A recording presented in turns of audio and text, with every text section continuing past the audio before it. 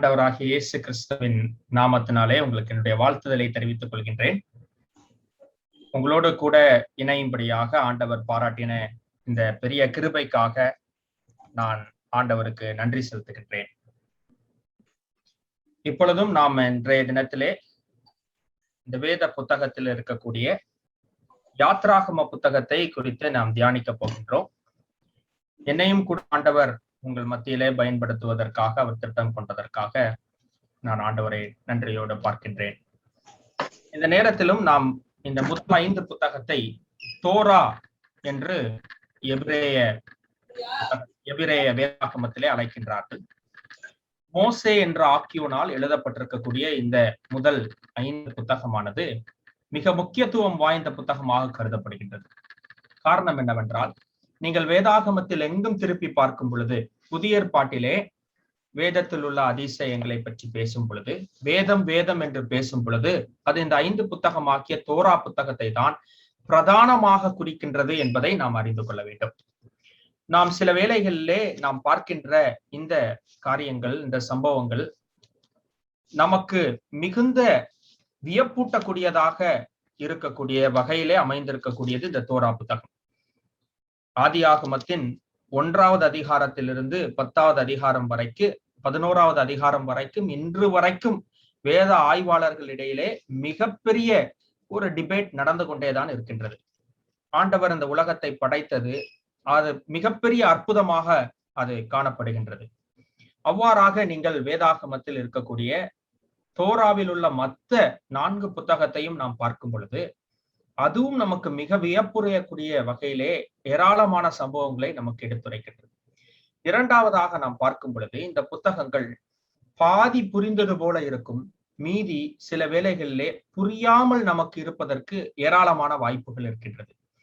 ஒரு விதத்திலே நாம் பார்க்கும் பொழுது, இந்த புத்தகத்தில் உள்ள சாராம்சத்தை நாம் புரிந்து கொள்வதற்கு வேதாகமத்தை தவிர ஏராளமான சரித்திர சம்பவங்களை நாம் தெரிந்திருக்க வேண்டிய அவசியம் இருக்கின்றது என்று நாம் குறிப்பிடலாம். ஆனால் இந்த புத்தகத்தை நாம் புரிந்து கொள்வதற்கு தேவையான சரித்திர சம்பவங்கள் மிக அதிக அளவிலே நமக்கு கிடைக்கப்பெறவில்லை. குறிப்பாக இந்த யாத்ராகம புத்தகம், எண்ணாகம புத்தகம், இவை நாம் படிக்க வேண்டும் என்றால் முதலாவது பழைய எகிப்திய சரித்திரம் நமக்கு தெரிந்திருக்க வேண்டும். ஆனால் பழைய எகிப்திய சரித்திரத்தில் ஏராளமான குளறுபடிகள் இருக்கின்றது. அதை எழுதிய மினேத்தோஸ் என்று சொல்லக்கூடிய ஒரு ஆக்கியோன் ஒருவர், அவருடைய ஒரிஜினலான பிரதி நமக்கு கிடைக்கல. இன்றைய வரை உலகத்தில் அது இல்லை. அதை ஜிஸ்ட் எடுத்து எழுதி வைத்திருக்கக்கூடிய ரோம ஆட்சி காலத்தில இருந்த யூதரான ஒரு ஆராய்ச்சியாளர், ஒரு ஹிஸ்டாரியன், பிளேவியஸ் ஜோசபஸ் என்று சொல்லக்கூடிய ஒரு புகழ்பெற்ற ஒரு ஹிஸ்டாரியன், ஜூயிஷ் ஹிஸ்டாரியன், அவர் வைத்திருக்கக்கூடிய ஒரு ஜிஸ்ட் தான் நமக்கு மிகப்பெரிய ஒரு சோர்ஸாக கிடைக்கிறது. அப்ப அந்த காலத்தில் இருந்த ராஜாக்களை குறிப்பிடுவதற்கு ஏராளமான தகவல்கள் நமக்கு கிடைப்பது என்பது மிக குறைவாக காணப்படுகின்றது. அடுத்து ரொம்ப ஆர்கியாலஜிக்கல் அட்வான்ஸ்மெண்ட்ஸ் இன்னைக்கு இருக்கின்ற காரணத்தினால் இதுல ஏதாவது ரிசர்ச் நடந்து அந்த ரிசர்ச்ல நமக்கு கிடைக்கக்கூடிய தொல்பொருட்கள் மூலமாக இதனுடைய ஆய்வுகளை நாம் படிக்கலாம் அப்படின்னு பார்த்தா, நிறைய தொல்பொருள் ஆராய்ச்சியாளர்களை எகிப்திய அரசாங்கம் உடலை என்பதுதான் மிக முக்கியமான ஒன்று. மிக குறைவான தொல்பொருள் ஆராய்ச்சி தான் அந்த பகுதிகளில் நடந்திருக்கிறது. ஒரு முக்கியமான காரணம் என்னவென்று நீங்கள் பார்க்க வேண்டும் என்றால், இதெல்லாம் ஒரு இஸ்லாமிக் நேஷன்ஸ். ஈஜிப்ட், அதை சுத்தி இருக்கக்கூடிய ஈஜிப்ட் ஒரு இஸ்லாமிக் நேஷன். இன்னைக்கு அதை சுத்தி இருக்க மேஜர் ரிலீஜன் ஈஜிப்ட்ல இஸ்லாம். அதை சுத்தி இருக்கக்கூடிய ஏராளமான கண்ட்ரிஸ் இஸ்லாமை தன்னுடைய முக்கியமான ஒரு ரிலீஜனாக கொண்டிருக்கின்றது. அப்போ ஏதோ ஒரு டிஸ்கவரிய ஒன்று காமிச்சு அது இஸ்ரேல் என்பது இப்பொழுது இருக்கக்கூடிய இஸ்லாமுக்கு ஒரு மிகப்பெரிய ஒரு தலைவலி. யூதர்களை ப்ரூவ் பண்ற மாதிரியோ கிறிஸ்டியானிட்டியை ப்ரூவ் பண்ற மாதிரியோ ஒரு ரிசர்ச் நடப்பதற்கு இந்த மாதிரி நேஷன்ஸ் இன்று அனுமதிக்கவில்லை என்பது மிகப்பெரிய இன்னொரு விஷயம். ஆனால் 1800களுக்கு அப்புறம் தான் இந்த ஆர்கியாலஜிக்கல் எவிடன்சஸ் எல்லாம் கொஞ்சம் கொஞ்சமா எடுக்க ஆரம்பிக்கிறாங்க. அப்ப இந்த ஆர்கியாலஜிக்கல் எவிடன்சஸ நம்ம படித்தால்தான் ஏராளமான சம்பவங்கள் நமக்கு தெரிய வருகின்றது. அதோடு கூட வேதாகமம் எந்த அளவிற்கு ஒத்து போகின்றது என்பதை நம்மால் புரிந்து கொள்ள முடியும். நம்ம வைத்திருக்கக்கூடிய இந்த வேத புத்தகமானது ஏதோ ஒரு சாதாரண ஏதோ ஒருவர் எழுதிவிட்டு சென்ற ஒரு புத்தகம் அல்ல. இந்த புத்தகமானது 40 வெவ்வேறு ஆசிரியர்களால் 1500 வருடங்களாக பாடுபட்டு எழுதப்பட்ட ஒரு வேத புத்தகம். அந்த வேத புத்தகத்தின் பிரதான ஆசாரியராக பரிசுத்த ஆவியானவராகவே இருந்து அவரே நமக்கு கொடுத்திருக்கக்கூடிய ஒரு வேதா புத்தகம். இந்த வேத புத்தகத்திலே எப்படி நீங்க பார்க்கக்கூடிய சைக்காலஜி, பிலாசபி இதெல்லாம் இருக்குதோ, சயின்ஸ் இதெல்லாம் இருக்குதோ, அதை போன்று இது ஒரு மகா பெரிய ஒரு ஹிஸ்டாரிக்கல் டாக்குமெண்டாக பார்க்கப்படுகின்றது. அந்த ஹிஸ்டாரிக்கல் டாக்குமெண்ட்ல இருக்கக்கூடிய ஏராளமான சம்பவங்கள் நாம் பார்க்கும் பொழுது இந்த தகவல்கள் மூலமாக நமக்கு அது மிக அருமையாக பதிவிடப்பட்டிருப்பது இல்லைன்னா ப்ரூவ் பண்ணப்படுவதை நம்மால் பார்க்க முடிகின்றது. அப்படி ஒரு புத்தகம், மிக அருமையான புத்தகம் இந்த எக்ஸோடஸ் புக். இந்த யாத்ராகம புத்தகத்தை நாம் படிப்பது என்பது அவ்வளவு சாதாரணமான விஷயம் கிடையாது.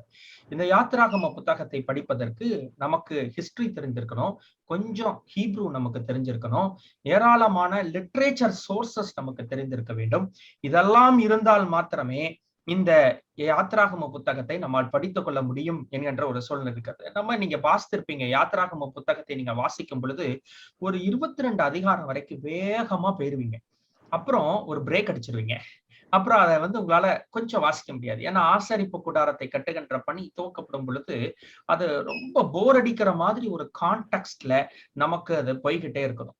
அப்போ இந்த மாதிரி ஒரு சூழ்நிலை வரக்கூடிய ஒரு புத்தகம், அப்புறம் கொஞ்சம் கடைசி இருக்கக்கூடிய கொஞ்சம் பகுதியான சில விஷயங்கள் நமக்கு புரியுற மாதிரி இருக்கும். அப்ப இப்படிப்பட்ட ஒரு புத்தகமாக இருக்கக்கூடிய ஒன்றை நாம் எப்படி படிப்பது என்பதை தான் இந்த 4 நாட்கள்ல நம்ம படிக்க போகின்றோம். இது மிக வரலாற்று சம்பவம் அடிப்படையாக கொண்டு இருக்கக்கூடிய ஒரு புத்தகம். அதனால் நம்ம ஒரு அதிகமான வரலாற்று காரியங்களை இன்றைய தினத்திலே கொஞ்சம் நம்ம பார்ப்போம். பிற்பாடு நாம் வருகின்ற நாட்களிலே அதற்கு உள்ள இருக்கக்கூடிய சாராம்சத்தை நாம் பார்க்க போகின்றோம். இந்த புத்தகத்தை குறித்து நம்ம பார்க்கும் பொழுது இதற்கு எபிரேய வேதாகமாகிய டனாக் என்று சொல்கின்றார்கள். டனாக் என்று சொல்லக்கூடிய ஹீப்ரூ பைபிள். ஹீப்ரூ பைபிள்ல இதற்கு வைத்திருக்கக்கூடிய பெயர் என்னன்னு பாத்தீங்கன்னா ஷொமோட் என்று ஒரு பெயரை அதற்கு குறிப்பிடுகிறார்கள். ஆனா இதே இந்த புத்தகத்தை எபிரேயர்கள் கிறிஸ்து பிறப்பிற்கு 200 வருடங்களுக்கு முன்பதாக அவர்கள் கிரேக்க பாஷையில மொழிபெயர்த்தார்கள்.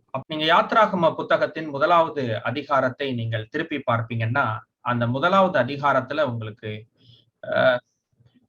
ஒரு லிஸ்ட் கொடுக்கப்பட்டிருக்கும். அந்த லிஸ்ட்டை நீங்க படிக்கும் பொழுது உங்களுக்கு தெரியும், இந்த யாத்ராகம புத்தகத்திலே அது சில பெயர்கள்ல அது ஆரம்பமாகின்றது. அப்ப அந்த பெயர்கள்ல அது ஆரம்பமாகின்ற காரணத்தினால அந்த டனாக்ல அதற்கு ஷமோட் என்ற பெயரை அதற்கு கொடுத்திருக்கிறார்கள்.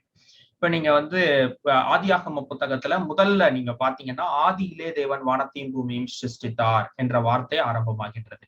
அப்ப ஆதியிலே என்ற வார்த்தை வந்ததுனால அதுல நீங்க பாத்தீங்கன்னா அங்கே அவர்கள் பெரேஷித் என்ற வார்த்தையை கொடுத்திருந்தார்கள். அப்ப இப்படி அந்த டனாக்ல அதுக்கு கொடுக்கப்பட்ட பெயர்கள் என்ற ஒரு புத்தகமாக அது கருதப்படுகின்றது. இந்த ஆதியாகம புத்தகத்தை நீங்க பாத்தீங்கன்னா இதுல 2 பகுதிகளை மேஜரா நம்மால் பார்க்க முடியும். ஒன்று 1வது அதிகாரத்திலிருந்து 19வது அதிகாரம் வரைக்கும் அது சீனாய் மலைக்கு அவர்களை மீட்டு எகிப்திலிருந்து எடுத்து செல்வதை நமக்கு படம் பிடித்து காண்பிக்கின்றது. 2வது பகுதியாகிய இந்த 20வது வசனத்திலிருந்து 20வது அதிகாரத்திலிருந்து 40வது அதிகாரம் வரைக்கும் நமக்கு பார்க்கும் பொழுது அது அவர்களுக்கு உண்டான உடன்படிக்கையும் அவர்கள் செய்ய வேண்டிய ஆச்சாரமான காரியங்களையும் நமக்கு குறிப்பிடுவதை நமக்கு பார்க்க முடிகின்றது. ஆகவே பிராடர் ரேஞ்சில இதை ஒரு 2 பகுதிகளாக நம்மால் பிரிக்க முடியும். ஆனால் இதை நீங்கள் கிட்டத்தட்ட அதிக பகுதிகளாக நீங்க டனாக்கை ஆராய்ச்சி செய்கின்ற ரபிகள் இதை பிரித்திருக்கிறார்கள். 1லிருந்து 5 அதிகாரத்தை நாம் பார்க்கும் பொழுது அதுல கிட்டத்தட்ட நீங்க ஈஜிப்டினுடைய ஸ்டேட்டஸ், அன்றைக்கு இருந்த ஸ்டேட்டஸை நமக்கு விளக்குகின்றது. மோசையினுடைய பேர்த் நமக்கு காண்பிக்கின்றது. மோசேயினுடைய வாழ்க்கை நமக்கு சரித்திரமாக நமக்கு அங்கே படம் பிடித்து 1லிருந்து 5 அதிகாரம் வரைக்கும் நமக்கு இந்த ஷமோட் என்று சொல்லப்படுகின்ற இதை நமக்கு படம் பிடித்து காண்பிக்கின்றது. இந்த யாத்ராகம புத்தகத்தின் 6வது அதிகாரத்தில் இருந்து 9வது அதிகாரம் வரைக்கும் நாம் பார்ப்போமானால் எகிப்திலே வந்த 1 7 வாதைகளை நமக்கு குறிப்பிடுகின்றது. 10 13வது அதிகாரம் அவர்களுடைய கடைசி கால வாதைகளான 8, 9, 10 ஆகிய வாதைகளையும் அவர்கள் வெளியே செல்கின்ற பஸ்கா பண்டிகையையும் நமக்கு குறிப்பிடுகின்றது. அதற்கு பெயர் போ என்று வைக்கின்றார்கள். இந்த வாதைகளுக்கு பெயர் பேரா என்று வைக்கின்றார்கள். இன்னும் பெஷலாத் என்று சொல்லக்கூடிய ஒரு விஷயம் அங்கே இருக்கின்றது. 13வது அதிகாரத்திலிருந்து 17வது அதிகாரம் வரைக்கும் பார்க்கும் பொழுது இந்த அற்புதங்கள் 10 வாதைகள் போக ஆண்டவர் அவர்களுக்காக செய்வித்த மற்ற காரியங்களை நமக்கு குறிப்பிடுகின்றது.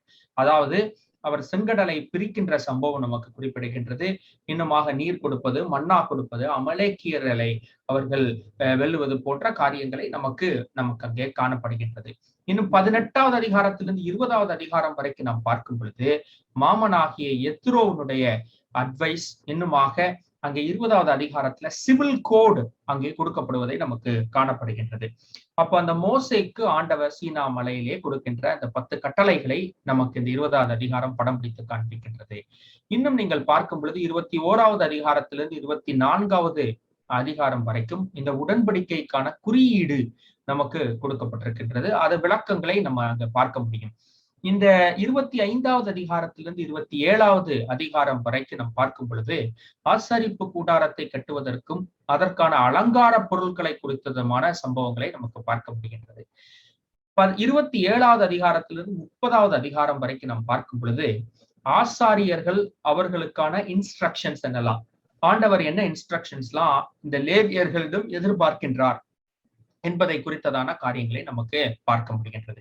30லிருந்து 34 வரைக்கும் நாம் பார்க்கும் பொழுது அங்க ஒரு சென்சஸ் எடுக்கிறாங்க. அப்புறம் அங்கே அவர்கள் அந்த சீனாய் மலையிலே அவர்கள் ஆரோனுடைய தலைமையிலே அவர்கள் செய்த அந்த கோல்டன் காஃப், அதாவது அங்கே பொன் கன்றுக்குட்டியை அவர்கள் உருவாக்கி அதை வணங்குவதற்காக அவர்கள் ஏறெடுத்த பண்டிகைகள், அதை பற்றி நமக்கு காணப்படுகின்றது. இன்னும் 10 கட்டளைகள், அதனுடைய ஸ்டோன் டேப்லெட், அதை சுற்றி இருக்கக்கூடிய சம்பவங்கள், இதெல்லாம் நமக்கு பார்க்க முடிகின்றது. 35வது அதிகாரத்திலிருந்து 38வது அதிகாரம் வரைக்கும் நாம் பார்க்கும் பொழுது இந்த டேபர்நாக்ல எப்படி செய்யறாங்க அப்படிங்கிற அதனுடைய அலங்காரங்கள் அவை நமக்கு குறிப்பிடுகிறது. இதெல்லாம் நம்ம படிக்கும் பொழுது கொஞ்சம் நமக்கு ஏராளமான சம்பவங்கள் நமக்கு கொஞ்சம் புரியாத மாதிரியும், இல்லைன்னா அதை ஒரு காம்ப்ரிஹெண்ட் பண்ண முடியாத ஒரு சூழ்நிலை நமக்கு ஏற்படும். அடுத்தது 38லிருந்து 40 வரைக்கும் நம்ம பார்க்கும் பொழுது இந்த கூடாரம், ஆசாரிப்பு கூடாரத்தை அமைத்தல் எப்படி, அதனுடைய வர்ணனை, அதை எப்படி நிரப்பப்பட்டிருக்கிறது போன்ற சம்பவங்களை நமக்கு பார்க்க முடிகின்றது. இந்த யாத்ராகமத்தினுடைய புத்தகத்தை நாம் பார்க்கும் பொழுது அதை எழுதினவர் யார் என்றால் மோசே என்று சில வசனங்கள் மூலமாக நமக்கு தெரிய வருகின்றது. குறிப்பாக 17வது அதிகாரத்தை நாம் திருப்பிக் கொள்வோமானால் அதில் இருக்கக்கூடிய 14வது வசனம் நமக்கு மோசே அதனுடைய ஆக்கியோன் என்று நமக்கு தெரியப்படுத்துவதாக காணப்படுகின்றது.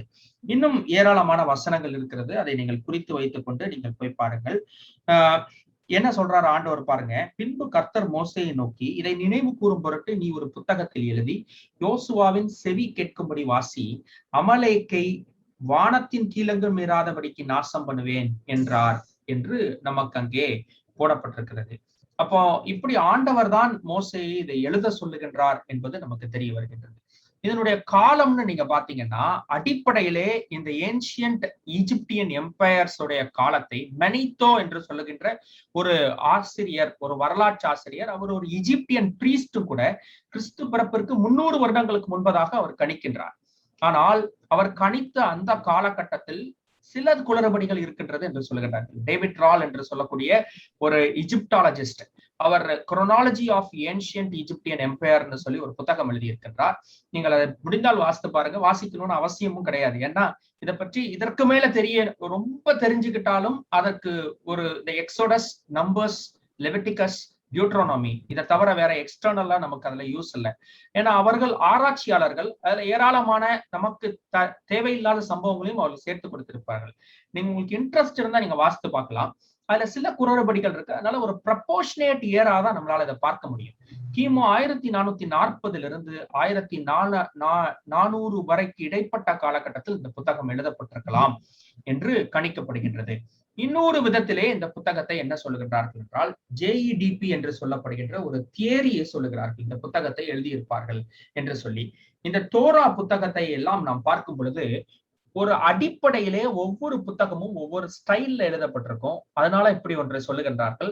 ஆனால் இது ஒரு சரியில்லாத ஒரு தகவல், இல்லை என்றால் ஒரு ஏற்றுக்கொள்ள முடியாத ஒரு தகவல் என்று நமக்கு புரிகின்றது. வேதத்தை நாம் விசுவாசிக்கின்ற நாம் இது மோசே என்கின்றவரால் எழுதப்பட்டிருக்கக்கூடும் என்று நம்மால் கணிக்க முடிகின்றது. இந்த குறிப்பிட்ட இந்த தியரிஸ் எல்லாம் எப்படி ஃபார்முலேட் பண்றாங்க அப்படின்னு நீங்க பாத்தீங்கன்னா, வேத ஆராய்ச்சியாளர்கள் என்று சொல்லக்கூடிய நாம் இந்த வேதத்தை முழு நேரமாக கற்றுக்கொள்கின்ற மனிதர்களை நாம் பார்க்கும் பொழுது அதுல பிஹெச்டி டாக்டரல் ஸ்டடிஸ் செய்யக்கூடிய மனிதர்கள் ஏதாவது ஒரு தரவுகளின் அடிப்படையிலே அதை ஒன்று பகுப்பார்கள். அப்படி இல்லை அப்படின்னு நீங்க பார்த்தீங்கன்னா, இன்னொரு விதத்துல நாம் பார்க்கும் பொழுது அவர்களுடைய ஒரு சில பாயிண்ட் ஆஃப் டிஃபரன்ஸை வச்சு பிரிப்பாங்க. அப்படி ஜேஇடிபி தியரியை முக்கியமாக பகுப்பதற்கான ஒரு காரணம், இந்த புத்தகத்தை நீங்க பார்க்கும் பொழுது இதனுடைய எழுத்து நடையானது வித்தியாசப்படுகின்றது. அதாவது முதல் 19 அதிகாரங்கள் ஒரு எழுத்து நடையிலும் 20 அதிகாரங்களுக்கு மேல் வேறொரு எழுத்து நடையிலும் எழுதப்பட்டிருக்கின்றது. அந்த எழுத்து நடையிலே ஹீப்ரூ ஸ்டைல் ஆஃப் ரைட்டிங்ல இப்ப நம்மளே எழுதுறோம்னு வச்சுக்கோங்களேன், ஒரு புத்தகம் எழுதுகின்றோம் என்றால் அந்த புத்தகத்துல ஒரு ஸ்டைல் ஆஃப் ரைட்டிங் இருக்கும். ஒவ்வொரு ஆத்தருக்கும் ஒரு ஸ்டைல் ஆஃப் ரைட்டிங் இருக்கும். ஆனால் இந்த புத்தகத்திலே வேறு வேறு விதமான ஸ்டைல் ஆஃப் ரைட்டிங் காணப்படுகின்றது. அதனால் இதை வேறு வேறு நபர்கள் எழுதியிருப்பார்கள் என்று சொல்லுகின்றார்கள். அது ஒரு ரேடிக்கல் டாக்குமெண்டரி வியூ அப்படின்னு அதற்கு ஒரு பெயர் வைத்து அந்த டாக்குமெண்ட்ரி எப்படி நடந்திருக்கக்கூடும், அது ஒரு குரூப் ஆஃப் ஆத்தர்ஸ் மூலமாக எழுதப்பட்டிருக்கும் என்று சொல்லி இவர்கள் எல்லாம் ஒரு தியரியை ப்ரெடிக்ட் பண்ணி, குறிப்பாக இந்த ஜொஹான் பேட்டர் என்று சொல்லக்கூடிய ஒருவர் 39 பிராக்மெண்ட்ஸாக இந்த புத்தகத்தை பிரிக்கின்றார். மோசஸினுடைய காலகட்டத்தை பிரித்து அதை வேறு வேறு நபர்கள் அதை எழுதியிருப்பார்கள் என்று சொல்லி இந்த தியரியை அவர்கள் உருவாக்குகின்றார்கள். அதாவது அவங்க என்ன சொல்றாங்க, இந்த ஜேஇடிபி தியரியின் படி அவர்கள் பார்க்கும் பொழுது இந்த 5 புத்தகத்தையும் இது ஒரு பிரீஸ்ட் ஒரு பகுதி எழுதியிருக்கலாம், ஒரு பகுதியை இந்த சிவில் கோடு கொடுக்கக்கூடிய ஒரு அத்தாரிட்டேட்டிவ் பர்சன் ஒருத்தர் எழுதியிருக்கலாம். இந்த என்பது ஏலோஹிம்னா காட், ஆண்டவர் அதை எழுதியிருப்பார். யாஹிஸ்ட் என்று சொல்லக்கூடிய யாவிசம் என்று சொல்லுகின்றோம். இந்த ரைஸ் ஆஃப் யாவிசமே இந்த எக்ஸோடஸ்ல இருந்து தான் வருது. இந்த யெகோவா தெய்வம் அவர்களுக்கு அவர் வெளிப்பட்டார் மோசேக்கு. அப்பொழுது அவர் வெளிப்பட்ட அந்த பெயரை வைத்து அவர் இவர்களுக்கு எழுதுவதற்கான ஒரு சில காரியங்களை கொடுத்திருப்பார் என்று சொல்லி ஒரு தியரியை ஃபார்முலேட் பண்ணியிருக்கிறாங்க. ஆனால் புட்டுகதர் நம்ம பார்க்கும் பொழுது இதை மோசஸ் எழுதியிருப்பார் என்பதுதான் மிக நிதர்சனமான உண்மையாக புலப்படுகின்றது. என்னன்னா நீங்க பாத்தீங்கன்னா, இப்ப நம்ம ஒரு புத்தகம் எழுத ஆரம்பிக்கிறோம்னு வச்சுக்கோங்க. ஒரு புத்தகம் இப்பொழுது இருக்கின்ற அறிவிலே நாம் எழுத ஆரம்பிக்கும் பொழுது நம்மளுடைய அறிவும் வளர்ந்து கொண்டே இருக்கும், நமக்கு ஒரு எக்ஸ்போஷர் கூடிக்கிட்டே இருக்குது. ஒரு 5 வருடங்கள் கழித்து நம்ம எழுதுகின்ற ஒரு ஸ்கிரிப்டுடைய அந்த ஸ்டேட்டஸ் ஆஃப் த ஸ்கிரிப்ட், அந்த லிங்குவிஸ்டிக் ஸ்டாண்டர்டை நம்ம பார்ப்போம்னா அது இன்றைக்கு இருக்கிறதை காட்டிலும் அது கொஞ்சம் வேறுபட்டது, இன்னும் கொஞ்சம் சொல்லணும்னா ரிஃபைன் ஆன ஒன்றாக காணப்படும். அப்படி நாம் நாளுக்கு நாள் நம்ம இன்ஃபர்மேஷனையும் நம்மளுடைய ஸ்டைல் ஆஃப் ரைட்டிங்கையும் இம்ப்ரூவ் பண்ணும் பொழுது மாறுபட்டுதான் காணப்படும். இப்போ ஒரு பகுதியை அவர் முதல்ல எழுதி முடித்திருப்பார். குறிப்பாக நீங்கள் பார்க்கும் பொழுது முதலாவது எழுதப்பட்ட அதிகாரமாக 20வது அதிகாரத்தை குறிப்பிடுகிறார்கள். ஏன்னா அங்கதான் சிவில் கோட் ஆண்டவர் கொடுக்கிறார். அப்பதான் ஒரு கிளே டேப்லெட் எடுத்து, ஒரு ஸ்டோன் டேப்லெட் எடுத்து ஆண்டவர் எழுதி கொடுக்கின்றார். இந்த வார்த்தைக்கான வடிவத்தையே அப்பதான் அவர்கள் பெற்றுக்கொள்கிறார்கள் என்று ஆராய்ச்சியாளர்கள் லிங்குவிஸ்ட் சொல்லுகிறார்கள். ஹீப்ரூ என்கின்ற அந்த மொழிக்கு ஒரு வடிவம் கிடைத்ததே அந்த இடத்தில்தான் என்று லிங்குவிஸ்ட் சொல்லுகின்றார்கள். ஏன்னா அதற்கு முன்பதாக வடிவங்களை நீங்கள் பார்க்கும் பொழுது அதெல்லாம் நான் உங்களுக்கு காண்பிக்க போகின்றேன். அந்த ஸ்கிரிப்ட் எல்லாம் நீங்க பாத்தீங்கன்னா பிக்டோரியல் ஸ்கிரிப்டா இருக்கும். அக்காடியன் என்ற ஒரு லாங்குவேஜ் இருக்கிறது. மெசோபொட்டோமிய நாகரிகத்துல அந்த லாங்குவேஜ் தான் முதல்ல உருவாக்கப்பட்ட லாங்குவேஜ் என்று தரவுகளின் அடிப்படையில கூறுகின்றோம். அப்ப அந்த அக்காடியன் லாங்குவேஜை பார்க்கும் பொழுது ஒரு பிக்டோரியல் ஸ்கிரிப்ட்ல இருக்கும். இஜிப்தியன் லாங்குவேஜை பார்க்கும் பொழுது ஒரு பிக்டோரியன் ஸ்கிரிப்ட்ல தான் இருக்கும். அதை ஒவ்வொரு எழுத்திற்கும் ஒவ்வொரு பிக்சரை அவர்கள் பயன்படுத்தி இருப்பார்கள். ஒரு பாம்பு மாதிரி வரைஞ்சா அதுக்கு ஒரு எழுத்து, அது வாட்டர் மாதிரி போட்டா அதுக்கு ஒரு ஸ்கிரிப்ட், அதுக்கு ஒரு எழுத்து இருக்கு. அப்போ அது ஒரு பறவை மாதிரி வரைஞ்சா அதுக்கு ஒரு எழுத்து இருக்கு. அப்போ இந்த லெட்டர்ஸ் எல்லாம் அவர்கள் உருவாக்குனது பிக்டோரியல் ஸ்கிரிப்ட். ஆனால் இந்த குச்சி வடிவ எழுத்துக்களை கொண்டு ஒரு ஸ்கிரிப்ட், குச்சும் வட்ட வடிவ எழுத்துக்களும், அதாவது ஓல்டு ஹீப்ரூ கொஞ்சம் வட்ட வடிவமா தான் இருக்கும். அந்த ஸ்கிரிப்ட் அவர்கள் முதலாக பெறும் பொழுது இருந்த ஒரு நாலேஜை காட்டிலும், அதாவது யாத்ராகமம் 20வது அதிகாரத்தை எழுதும் பொழுது இருந்த நாலேஜை காட்டிலும் மற்ற அதிகாரங்களை, குறிப்பாக 1வது அதிகாரத்தை பிற்பாடு அவர் எழுதும் பொழுது அந்த நாலேஜ் ஆஃப் த ஹீப்ரூ கொஞ்சம் வேறுபட்டு அதிகமாக தான் காணப்பட்டிருக்கும். அதனால் அதுல ஒரு வித்தியாசம் இருக்கும். மோசே எழுதினார் என்பதிலே வேற எந்த விதமான மாறுபாடு கருத்துக்களும் நமக்கு இருக்கக்கூடாது. இரண்டாவது, நம் இந்த எழுதப்பட்டதற்கான நோக்கம் என்னவென்றால், ஆண்டவர் ஏற்கனவே அவர்களை குறித்து ஆபிரகாம் இடத்திலே சொல்லும் பொழுது அவர்கள் ஒரு 400 வருஷம் அடிமைகளாக போயிட்டு வருவாங்க அப்படின்னு சொல்லி அவர் சொல்றாரு. எங்க சொல்றாரு? ஆதியாகமம் 15வது அதிகாரத்துல நீங்க பாத்தீங்கன்னா, உனக்கு சந்ததியை, சும்மா இருந்த ஆபிரகாம்கிட்ட என்ன சொல்றாருன்னா, உனக்கு ஒரு சந்ததியை கொடுக்க போகின்றேன், அது வானத்தின் நட்சத்திரங்களை போல அது அதிகமாக காணப்படும். ஆனா அந்த சந்ததிகள் கொஞ்ச நேரம் கழிச்சு சொல்றாரு, அவர்கள் போய் ஒரு இடத்துல அவர்கள் அடிமைகளாக இருப்பார்கள் அப்படின்னு சொல்லி சொல்றாரு. அப்போ ஆபிரகாமை நோக்கி அவர் 13வது வசனத்துல என்ன சொல்றாரு பாருங்க. அங்கே அவர்கள் அந்நிய தேசத்திலே பரதேசிகளாயிருந்து அத்தேசத்தாரை சேவிப்பார்கள் என்று அவர்களால் 400 வருஷம் உபத்திரவப்படுவார்கள் என்றும் நிச்சயமாய் அறிய கடவாய் என்று அவர் சொல்றதை நமக்கு பார்க்க முடிகின்றது. அப்புறம் 12வது அதிகாரத்துல நீங்க பாத்தீங்கன்னா சொல்லியிருப்பார், பழுகி பெருகி பெரிய தேசமாக மாறுவார்கள். அப்ப என்னன்னா, இந்த எண்ட் முதல்ல சொல்லிட்டார், பெரிய தேசமாக மாறுவார்கள், பழுகி பெருகுவார்கள் அப்படின்லாம் சொல்லிட்டார். ஆனா 400 வருஷம் அவர்கள் அடிமைப்பட்டிருப்பார்கள் என்று சொல்லி ஆண்டவர் முன்குறித்த அந்த ஒரு சம்பவம் தான் இப்பொழுது இந்த யாத்ராகம புத்தகத்திற்கு நாம் வரும் பொழுது நடந்து கொண்டிருக்கின்றது. உடனே ஒரு சின்ன ஒரு டவுட் வரலாம், 430 வருடமானு.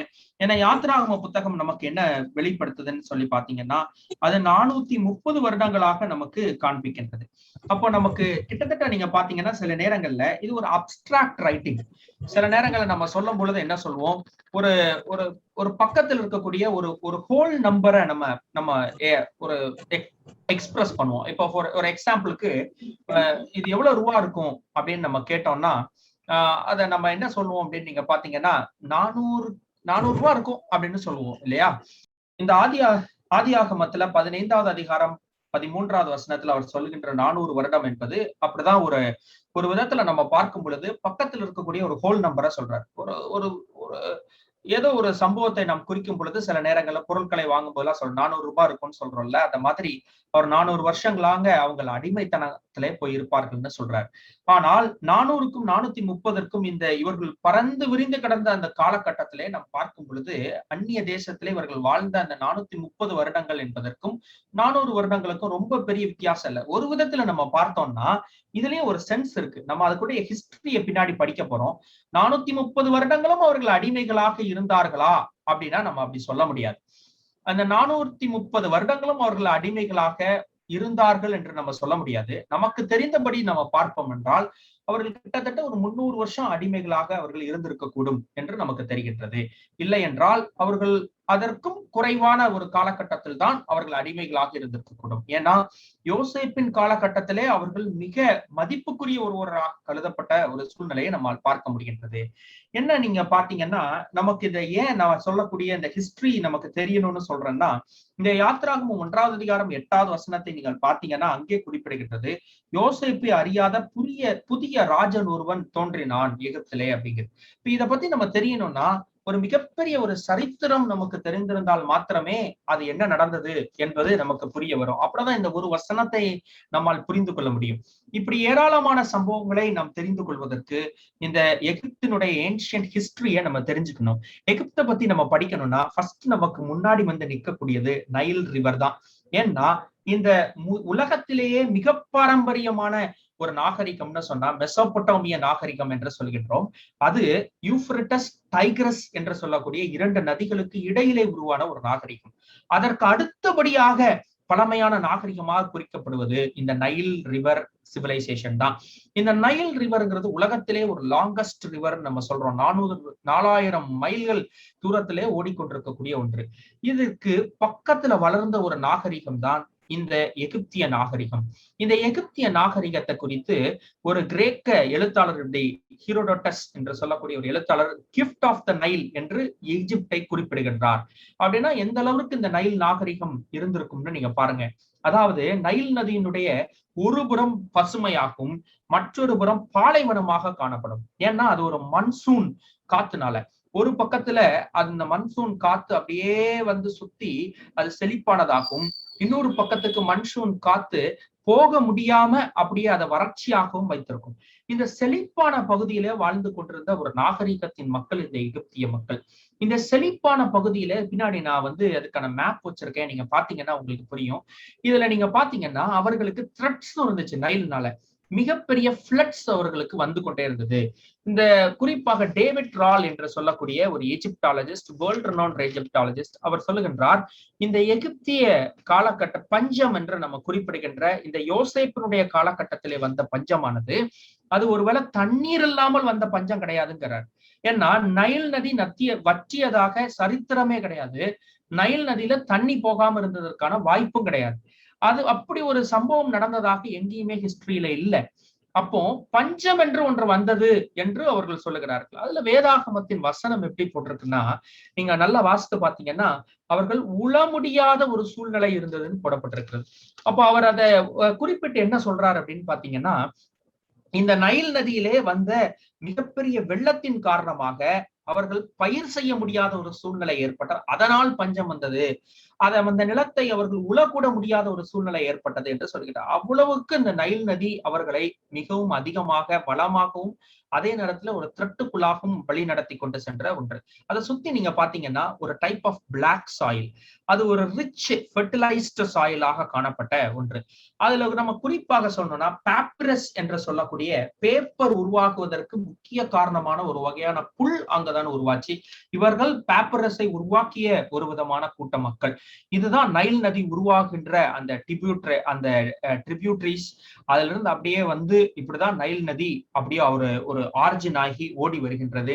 இந்த நைல் நதி இந்த ஓடி வருகின்ற இந்த பாதை, இதுதான் இந்த நைல் நதி வருகின்ற பாதை. இதுல உட்கார்ந்து இருக்கிறவங்க தாங்க ஈஜிப்ட். இந்த ஈஜிப்ட்ல இந்த இடத்துல வாழக்கூடிய இந்த ஈஜிப்டியன்ஸ் தான் இந்த நைல் நதி நாகரீகத்தை தோற்றுவித்த மக்களாக காணப்படுகின்றார்கள். இவர்களுக்கு இந்த பக்கம், அதாவது இவர்களுடைய ஈஸ்டர்ன் சைட்ல இந்த ரெட் சி என்று சொல்லக்கூடிய செங்கடல் காணப்படுகின்றது. மேல மெடிட்டேரியன் சி என்று சொல்லக்கூடிய சி நமக்கு காணப்படுகின்றது. அப்போ இதுக்கு கீழே தான் மொத்த ஆப்பிரிக்கன் நேஷன்ஸ் எல்லாம் நமக்கு காணப்படுகின்றது. இந்த ஈஜிப்ட் ஆனது ஒரு பசுமையான ஒரு பகுதி. அந்த பசுமையான அந்த பகுதியிலே அவர்கள் வாழ்ந்து கொண்டிருக்கின்றார்கள். இந்த பக்கத்தில் இருக்கக்கூடிய லிபியா அவர்களுக்கு எதிராளிகளாக இருந்தார்கள். இங்க நுபியா என்ற ஒரு பகுதி இருந்தது. அதுதான் இப்பொழுது இருக்கக்கூடிய எத்தியோப்பியா என்று சொல்லக்கூடிய ஒரு பகுதி. இந்த எத்தியோப்பியன்ஸ் அந்த டைம்ல நுபியா என்று அழைக்கப்பட்டார்கள். அந்த நுபியா என்கின்ற அந்த பகுதியில் இருக்கக்கூடிய மக்களும் இவர்களுக்கு ஒரு த்ரெட்டா தான் இருந்தாங்க. அப்ப இவர்கள் சொல்லப்படுகின்ற இந்த பட்டணம், இவர்கள் இந்த மெம்பிஸ் என்கின்ற இந்த பட்டணத்துலதான் அவர்கள் இந்த சம்பவம் நடக்கும் பொழுது அவர்கள் இருக்கின்றார்கள். யார் இருக்கிறா? இந்த நம்மளுடைய மக்கள், இந்த யூத மக்கள், இஸ்ரவேலர்கள் அங்குதான் தள்ளப்பட்டிருக்கின்றார்கள். ஏன்னா அந்த மெம்பிஸ் என்கின்ற பட்டணம் ஒரு காலகட்டத்துல மிக புகழ்பட்ட பட்டணமாக இருந்தது. இந்த ஹீலியோபோலிஸ் என்று சொல்லி ஒரு இடம் இதில் காணப்படுகின்றது அல்லவா? இந்த ஹீலியோபோலிஸ் தான் இவர்களுடைய ஒரு ரா கல்ட் என்று சொல்லக்கூடிய இவர்களுடைய முக்கிய தெய்வமாகிய ரா என்ற சூரிய கடவுளை வளர்த்த ஒரு கல்டிக் ரீஜனாக காணப்படுது. கிஸ்ஸாங்கிறது தான் மிக புகழ்பட்ட பிரமிட்ஸுக்கான ஒரு பட்டணம் இந்த கிஸ்ஸா என்று சொல்லக்கூடியது. இதுல 2 பகுதிகளாக அவர்கள் பிரிச்சிருந்தாங்க, லோவர் ஈஜிப்ட், அப்பர் ஈஜிப்ட். ஆனா மேப் படி பாத்தீங்கன்னா அப்பர் ஈஜிப்ட் கீழையும் லோவர் ஈஜிப்ட் மேலையும் இருக்கும். ஏன் அப்படி பிரிச்சிருக்காங்க? அதாவது அதனுடைய ஆல்டிடியூட்ல லோவர் ரீஜன், தாழ்வான பகுதியை லோவர் ஈஜிப்ட் என்றும், அப்பர் ஈஜிப்ட் என்பது உயரமான பகுதியை அப்பர் ஈஜிப்ட் என்றும் அவர்கள் குறிப்பிட்டார்கள். இந்த நார்தன் ஈஜிப்ட் ஒரு சிம்ம சொப்பனமாக திகழ்ந்த ஒரு இடம். சதர்ன் ஈஜிப்ட் எல்லாரும் பிடிச்சுக்கிறாங்க அப்படி ஒரு இடம். அப்படி இருக்கும் இந்த ஈஜிப்தியன் ஹிஸ்டரியை நம்ம படிச்சு பார்த்தோம்னா. இதுதான் இந்த ஈஜிப்ட்ல அவர்கள் வாழ்ந்த இந்த ஏரியா. இந்த நுபியன் டெசர்ட், இந்த நுபியாலாம் இவர்களுக்கு த்ரெட் கொடுத்துட்டே இருக்கக்கூடிய ஒரு ரீஜன். இப்போ உங்களுக்கு இந்த ஈஜிப்ட் எப்படி அவர்கள் இருந்தார்கள், எப்படி அந்த பட்டணங்கள் இருந்தது என்பது புரியும். இன்றைக்கு இருக்கக்கூடிய ஈஜிப்டும் இங்கதான் இருக்குது. இந்த கெய்ரோ என்று சொல்லக்கூடிய இந்த இடம்தான் அவர்களுடைய தலைநகரமாக இன்றைக்கு செயல்பட்டு கொண்டிருக்கின்றது. இந்த இந்த அதே செட்டப்ல இருக்குது அப்படின்னா இது ஒரு மிகப்பெரிய பழமையான பாரம்பரியம் மிக்க ஒரு சிவிலைசேஷன். கிட்டத்தட்ட வேதாகமத்திலே குறிப்பிடப்பட்டிருக்கக்கூடிய சிவிலைசேஷன்ஸ்லே அப்படியே ஓல்டன் சிவிலைசேஷன் இன்றைக்கு வரைக்கும் மெயின்டைன் ஆகக்கூடிய ஒன்று அப்படின்னு நீங்க பாத்தீங்கன்னா அது இந்த ஈஜிப்தியன் சிவிலைசேஷன் தான் என்று நமக்கு புரிய வருகின்றது. அப்படிப்பட்ட ஒரு சிவிலைசேஷனை தான் நம்ம இன்றைக்கு இந்த விஷயத்திற்காக நாம் படிக்க போகின்றோம். இப்போ நீங்க இது சேட்டலைட் இமேஜ். இந்த சேட்டலைட் இமேஜ்ல பாத்தீங்கன்னா இந்த நைல் ரீஜன் எவ்வளவு ஃபர்டைலா சேட்டலைட் வந்து நமக்கு காண்பிக்குதுன்னு பாருங்க. சுத்தி சூழ டெசர்ட் இருந்தாலும் இந்த மக்கள் வாழ்ந்த இடம் ஒரு ஃபர்டைலான ஒரு ரீஜன். இந்த ஈஜிப்தியன்ஸ் நிறைய சக்சஸ் செஞ்சாங்க. அதுல ஒரு முக்கியமான சக்சஸ் இவர்களுடைய அக்ரிகல்ச்சர் ஸ்டாண்டர்ட்ஸ். அதுல நிறைய யுக்திகளை பயன்படுத்தி கொண்டு வந்தாங்க. அது மாத்திரம் கிடையாது, மெடிசன்ல அவர்கள் மிக வல்லவர்களாக காணப்பட்டார்கள். அவர்கள் பிளான்ட்ஸை வச்சு ஏராளமான டிசீசஸை ட்ரீட் பண்ணாங்க. இன்னும் அறுவை சிகிச்சைகளை செய்தார்கள் என்று சொல்லுகிறார்கள். நிறைய இன்ஸ்ட்ருமெண்ட்ஸ் செஞ்சாங்க. அவர்கள் வைத்திருந்த மிக முக்கியமான அவர்களுடைய ரதங்கள் இதெல்லாம் ரொம்ப மிகப்பெரிய சிவிலைஸ்டு டூலாக காணப்பட்டது. அவர்களுடைய பயன்படுத்தக்கூடிய கூர்மையான ஆயுதங்கள், அவர்கள் இந்த விவசாயத்திற்கு பயன்படுத்திய கட்டமைப்புள்ள அவர்களுடைய தொழில்நுட்ப கருவிகள், இதெல்லாம் மிகப்பெரிய ஒரு அச்சீவ்மெண்டாக அந்த காலகட்டத்திலே காணப்பட்டது. இதுதான் ஈஜிப்தியன் ஸ்கிரிப்ட். நீங்க பாத்தீங்கன்னா இன்றைக்குள்ள ஸ்கிரிப்டோட அதை வந்து ஒத்து எழுதப்பட்டிருக்கின்றது. இது ஒரு டெட் லாங்குவேஜ். இது ஒரு பிக்டோரியல் ரெப்ரசன்டேஷனா இருக்கும். கால் மாதிரி போட்டா அது வந்து பி. இன்னைக்குள்ள ஸ்கிரிப்டோட நம்ம ஒத்து போகணும்னா ஒரு பறவை எழுதப்பட்டிருக்கும், ஒரு வல்ச்சர் சிக்னல். அதுக்கு வந்து இன்னைக்குள்ள ஸ்கிரிப்ட் கிட்டத்தட்ட ஒரு ஏ மாதிரி. அப்படின்னா ஹீப்ரூல நீங்க பாத்தீங்கன்னா அது வந்து அலஃப் என்று சொல்லுகின்ற ஒரு வார்த்தையோட ஒத்துருக்கு. ஏன்னா ஹீப்ரூ இதெல்லாம் வந்து ஒரு பக்கத்துல ஆரிஜினேட் ஆன லாங்குவேஜஸ் பாத்தீங்களா, அதனால அப்படி போகலாம். இந்த லெக் மாதிரி சிம்பிள் போட்டிருக்கிறது பெத் என்று சொல்லக்கூடிய ஒரு வார்த்தையை அது ரெப்ரசென்ட் பண்ணுது. இந்த ஹேண்ட் மாதிரி இருக்கக்கூடிய ஒரு சிம்பிளுக்கு அது டாலட் என்று சொல்லி ரெப்ரசென்ட் பண்ணுது. இப்பெல்லாம் அந்த மக்கள் வாழ்ந்திருக்கிறார்கள் என்பதை நாம் படித்துக் கொள்வதற்காக. இது நீங்க பாருங்க, இதெல்லாம் அவர்கள் கல்வெட்டாக உருவாக்கி வைத்திருக்கக்கூடிய தரவுகள், நமக்கு அந்த பிரமிட்ஸ்ல இருந்து கிடைக்கப்பட்டிருக்கக்கூடிய சான்றுகள். இது ஆக்சுவலா ஒரு 16th செஞ்சுரியில வாழ்ந்த ஒரு ஈஜிப்தியன் கிங்கோடைய ரைட்டிங். இப்படிதான் அவர்கள் எழுதி இருக்கின்றார்கள். அவர்கள் எழுதி இருக்கக்கூடிய அந்த விஷயங்களை நீங்கள் இதுல பார்த்தீங்கன்னா உங்களுக்கு தெரியும். இதெல்லாம் கிளே பிளேட்ஸ்லயும் அவர்களுடைய அந்த பிரமிட்ஸ்லயும் இப்படி அவர்கள் எழுதி இருக்கின்றார்கள். இந்த படங்கள் எல்லாம் ஒவ்வொரு வார்த்தையை குறிக்கக்கூடியதாக இருக்கிறது. இது கிரீக்கு ஹீப்ருவோட கலந்து இந்த வார்த்தைகளை எப்படி நம்ம உருமாற்றம் பெற்றிருக்கிறதுங்கிறத பாருங்க. அப்போ கிட்டத்தட்ட ஒரு மிகப்பெரிய ஒரு எழுத்து வடிவ ப்ராக்ரஷனுக்கு இது ஒரு காரணமாக இந்த ஈஜிப்தியன் ஸ்கிரிப்ட் இருந்திருக்கு. அதுக்கு முன்னாடியே இருக்கக்கூடிய ஒரு டைப் ஆஃப் சிவிலைசேஷன் இது. இந்த சிவிலைசேஷன்ல நீங்க இந்த அல்பாபெட்டை ஃபர்ஸ்ட் கிரியேட் பண்ணதே இங்கதான் அப்படின்னு சொல்லி இந்த டேவிட் ரால் என்று சொல்லக்கூடிய ஆராய்ச்சியாளர் சொல்லுறார். அவர் டைரக்டா நேர்ல போய் அவர் அந்த பிரமிட்ஸ்ல ரிசர்ச் பண்ண ஒரு மிகப்பெரிய ஒரு இஜிப்டாலஜிஸ்ட். அவர் அதை சொல்றாரு. இந்த ஃபர்ஸ்ட் அல்பாபெட்ஸை இப்படிதான் கிரியேட் பண்ணிருக்கிறாங்க அப்படின்னு சொல்லி அவர் சொல்றாரு. அதற்கான சான்றுகளை இந்த மாதிரி அவருடைய புத்தகங்கள்ல அவர் குறிப்பிடுகின்றார். இது ஒரு புரோட்டோ சீனியாட்டிக் ஸ்கிரிப்ட் அப்படின்னு அவர் வந்து சொல்றார். இப்படிதான் அவர்கள் எழுத ஆரம்பித்திருக்கின்றார்கள் என்று சொல்லி அவர் சொல்லுகின்றார். அவருடைய ஸ்கிரிப்ட் இப்படிதான் இருக்கு. இந்த ஸ்கிரிப்ட்ல நீங்க பாத்தீங்கன்னா அவர்கள் இந்த மாதிரி நம்பர்ஸையும் குறிப்பிட்டாங்க. ஏன்னா குறிப்பிடாக ஹீப்ரூல எல்லாம் நம்பர்ஸ் வந்து தனியா கிடையாது. அவர்கள் வந்து அந்த லெட்டர்ஸ் அல்பபெட்ஸ்லே அவர்கள் அந்த நம்பரையும் குறிப்பிடுவார்கள். ஆலஃப்னா 1, பெத்னா 2 அப்படின்னு சொல்லி குறிப்பிட்டார்கள். ஆனா இங்க நம்ம பார்க்கும் பொழுது இந்த ஈஜிப்தியன்ஸ் அவர்கள் நம்பருக்கான ஒரு தனி ஒரு வடிவம் வைத்திருந்தார்கள்.